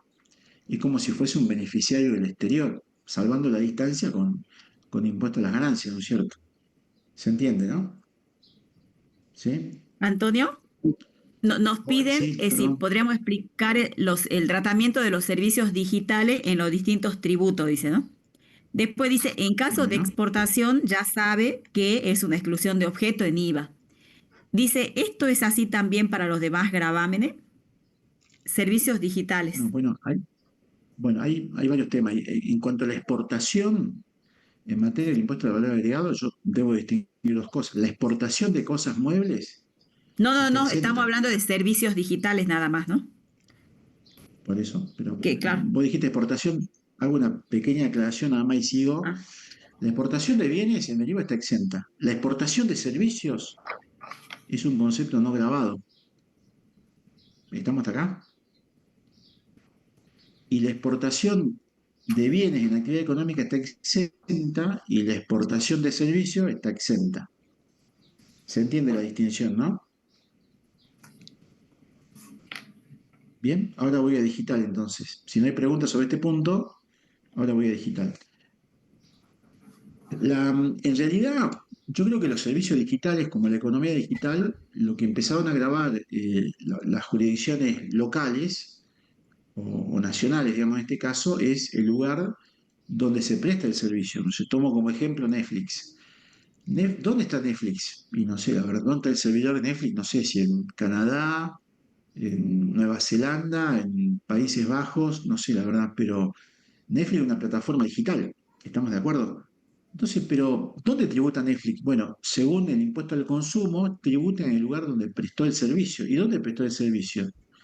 Y bueno, todos nosotros seguramente tenemos Netflix, ¿sí? Entonces, ¿qué dice la ley? Bueno, lo paga el consumidor final. Es decir, no lo paga Netflix, porque no, el fisco argentino no lo puede identificar, sino que tributa el consumidor final. ¿Y cómo lo paga? Lo paga con un mecanismo especial, que es cuando él pasa la tarjeta de crédito, el banco, cuando va a debitarme la cuota de Netflix, me suma el impuesto al valor agregado de la operación. ¿Está bien? Pero en definitiva lo paga el consumidor final. La tarjeta de crédito es de doña Rosa o don Martín, que es el que consume el servicio, y lo paga con su tarjeta de crédito. Y es el banco el designado por la autoridad fiscal para liquidar el impuesto al valor agregado contenido en la operación. Salvando la distancia, en la actividad económica pasa exactamente lo mismo. Hay un servicio digital. ¿Cuál es el servicio digital? Aquellos que tienen una plataforma en donde el usuario accede con una clave y obviamente tiene que pagar con un mecanismo electrónico, una tarjeta de crédito, por ejemplo. En consecuencia, en rentas pasa exactamente lo mismo, en actividad económica pasa exactamente lo mismo. Lo grava, pero solamente el servicio de Netflix consumido en la provincia de Salta. ¿Por qué? Porque rentas o el Código Fiscal de Rentas es un impuesto territorial o jurisdiccional y abarca solamente las prestaciones consumidas o ejecutadas en la provincia de Salta. Entonces pasa exactamente lo mismo. El banco, Macro, por dar un ejemplo, cuando liquida la tarjeta de crédito, me suma la cuota de Netflix, el IVA al 29% y me subo actividades económicas, porque en definitiva es un impuesto al consumo que lo termina pagando doña Rosa, digo el ejemplo, quien es el que consume el servicio contenido en la plataforma.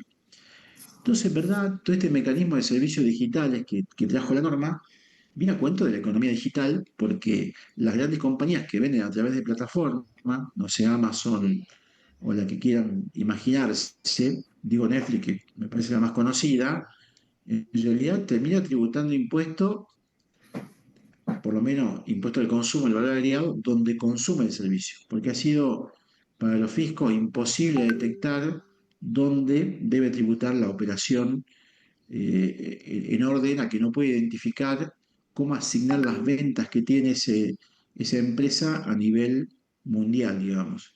Obviamente que los fiscos internacionales, principalmente la OCDE, que es la Organización de Estados que trata de buscar una adecuada tributación de las compañías, está estableciendo pautas lógicas sobre este punto, tanto en el impuesto a las ganancias como en el impuesto al valor agregado, pero en materia de impuesto al consumo, que es lo que estamos analizando ahora, a través de una jurisprudencia que ya cada vez tiene mayor acepción en distintos países, ha tomado como criterio que se debe grabar en el lugar donde se consuma el servicio o donde se consuma el producto. Y donde se consume el producto, si es en Argentina, lo paga el consumidor final. Por eso este servicio digital, este hecho imponible del IVA en el 1D, marca claramente cuáles son las plataformas, los mecanismos digitales, pero marca un sujeto en particular, el consumidor final. Ya no dice el prestatario, el locador, el responsable del crédito por otro hecho, dice el consumidor final. ¿Dónde se consume el servicio? Y quien consume el servicio es la figura del consumidor final que obviamente paga el servicio a través de ese mecanismo o billetera electrónica o tarjeta de crédito y ahí se imputa la gravabilidad de la operación. Esto en síntesis, por supuesto, el tema da para, como dice Joaquín Sabinas, para 19 días y 500 noches y nos quedan 5 minutos para que termine el Zoom, por eso no no me extiendo más, pero da mucho más para esto, ¿no? Bueno, dice Sabina en esta canción que cuenta la historia de un amor y de un desamor. Si ustedes escuchan Sabina, bueno, yo soy presidente del club de fans, por supuesto. 19 días es lo que dura el amor, y 500 noches lo que él demora en olvidar ese amor, el desamor, ¿no es cierto? Una canción muy linda que la invito a escuchar, porque no tiene nada que ver con impuestos, pero me acabo de acordar que el tiempo es tirano y necesitamos 500 noches para ver el tema este, pero no tenemos todo el tiempo, pero creo que este resumen, más o menos, eh, ejemplifica la situación que tenemos que analizar. Bien, por eso realmente la reforma de la 27430 que introduce este inciso va enmarcada con la doctrina internacional de grabar a las grandes compañías. Te imaginas, Netflix le brinda servicio a todo el mundo. Entonces, ¿dónde tributa IVA? Y bueno, tributa IVA donde el servicio se consume, o la jurisdicción, o el país, o la provincia, dice ahora el nuevo Código Fiscal, después del consenso del 21, donde se consume el servicio. ¿Eh?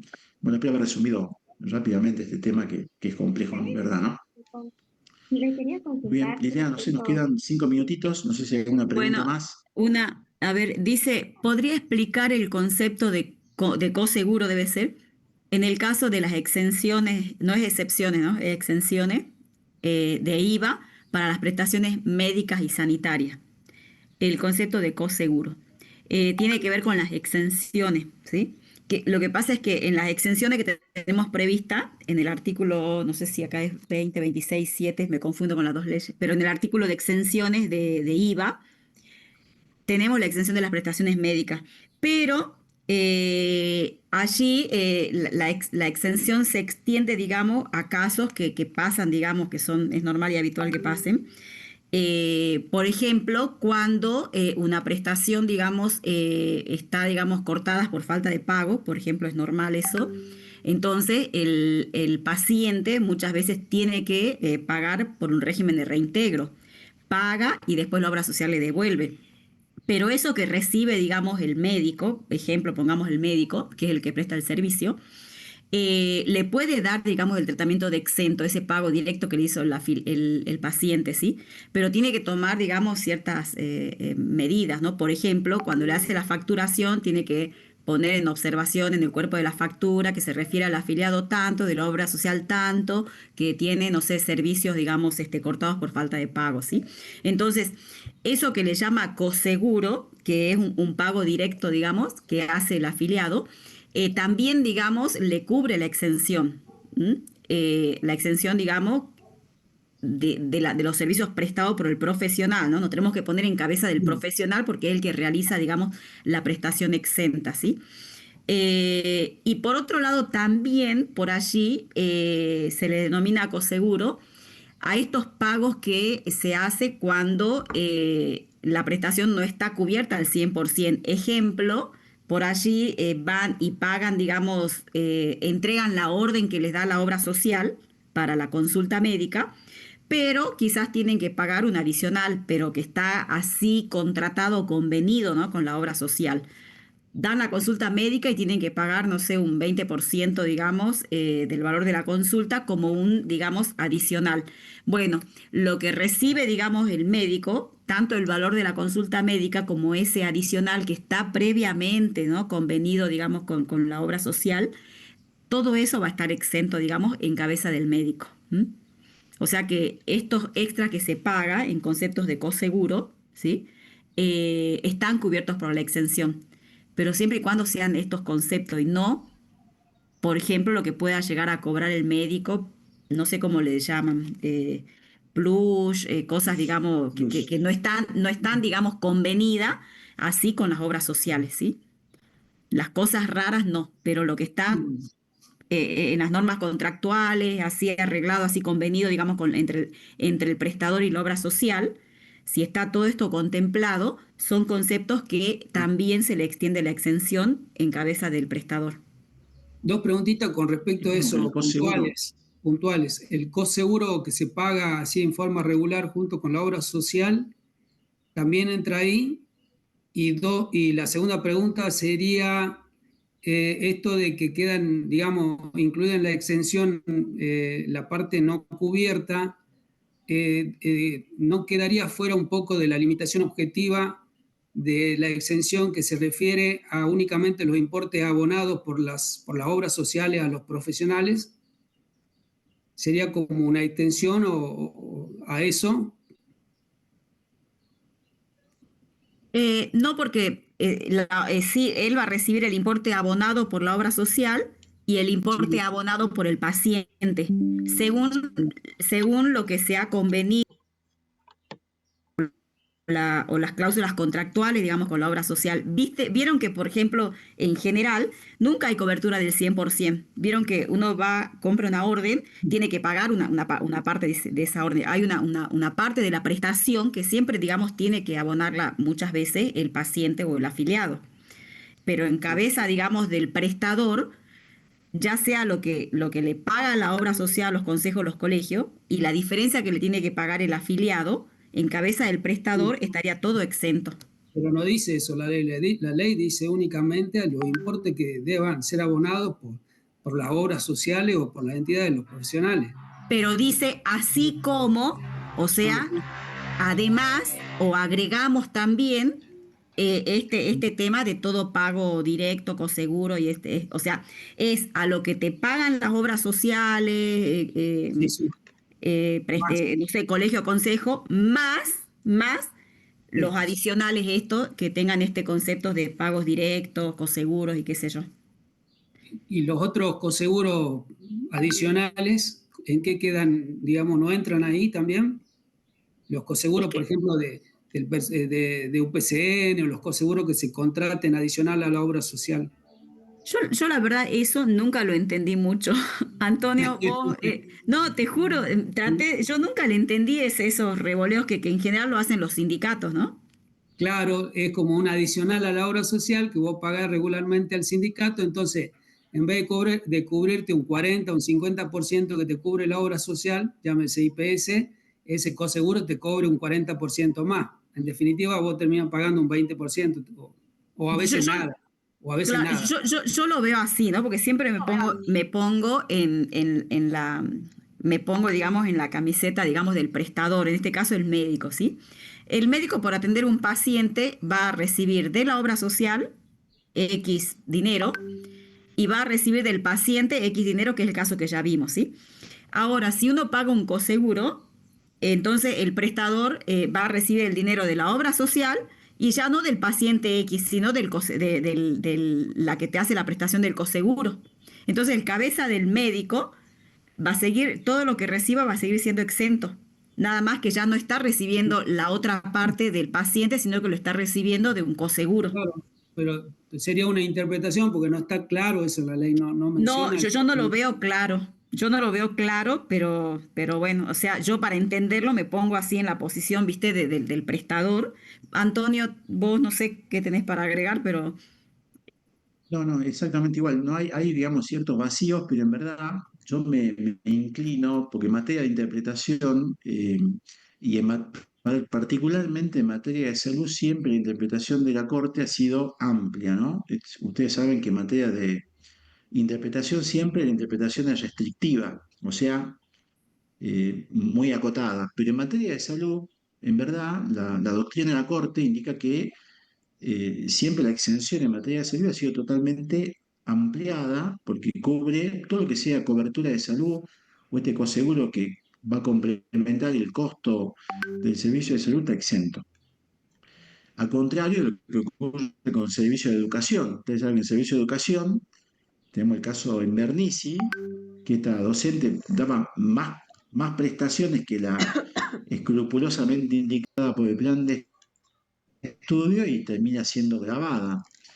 Entonces, en verdad, yo me inclino para dar una solución a este tema.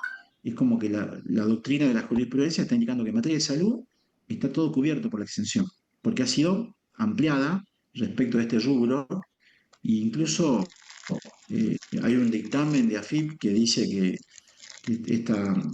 este carenciado que va al hospital público y lo derivan a un tercero que no tiene obra social, también queda cubierto por la exención, es un dictamen que tienen en el práctico y que realmente en la práctica lo aplicamos mucho, pero no ha sido la misma doctrina que ha aplicado la Corte en otros supuestos de exención, ¿no? Ejemplo, el de salud, que ha sido totalmente restrictiva. Si ustedes se acuerdan, Invernici daba más de lo que exigía el plan oficial y la Corte termina grabando al docente y perdiendo la exención por brindar más servicio de lo que indicaba el plan de estudio, ¿no? Con lo cual, la doctrina de ese fallo dice, bueno, no se ciñó escrupulosamente al plan de enseñanza oficial, porque si se hubiera ceñido escrupulosamente estaba exento. Como prestó servicio en exceso, quedaron grabados por la doctrina de la Corte, ¿no? Pero Antonio, bueno, un poco esto, ahora acá sí, perdón. dice, profe, en teoría dijeron que hay dos tipos de coseguros exentos.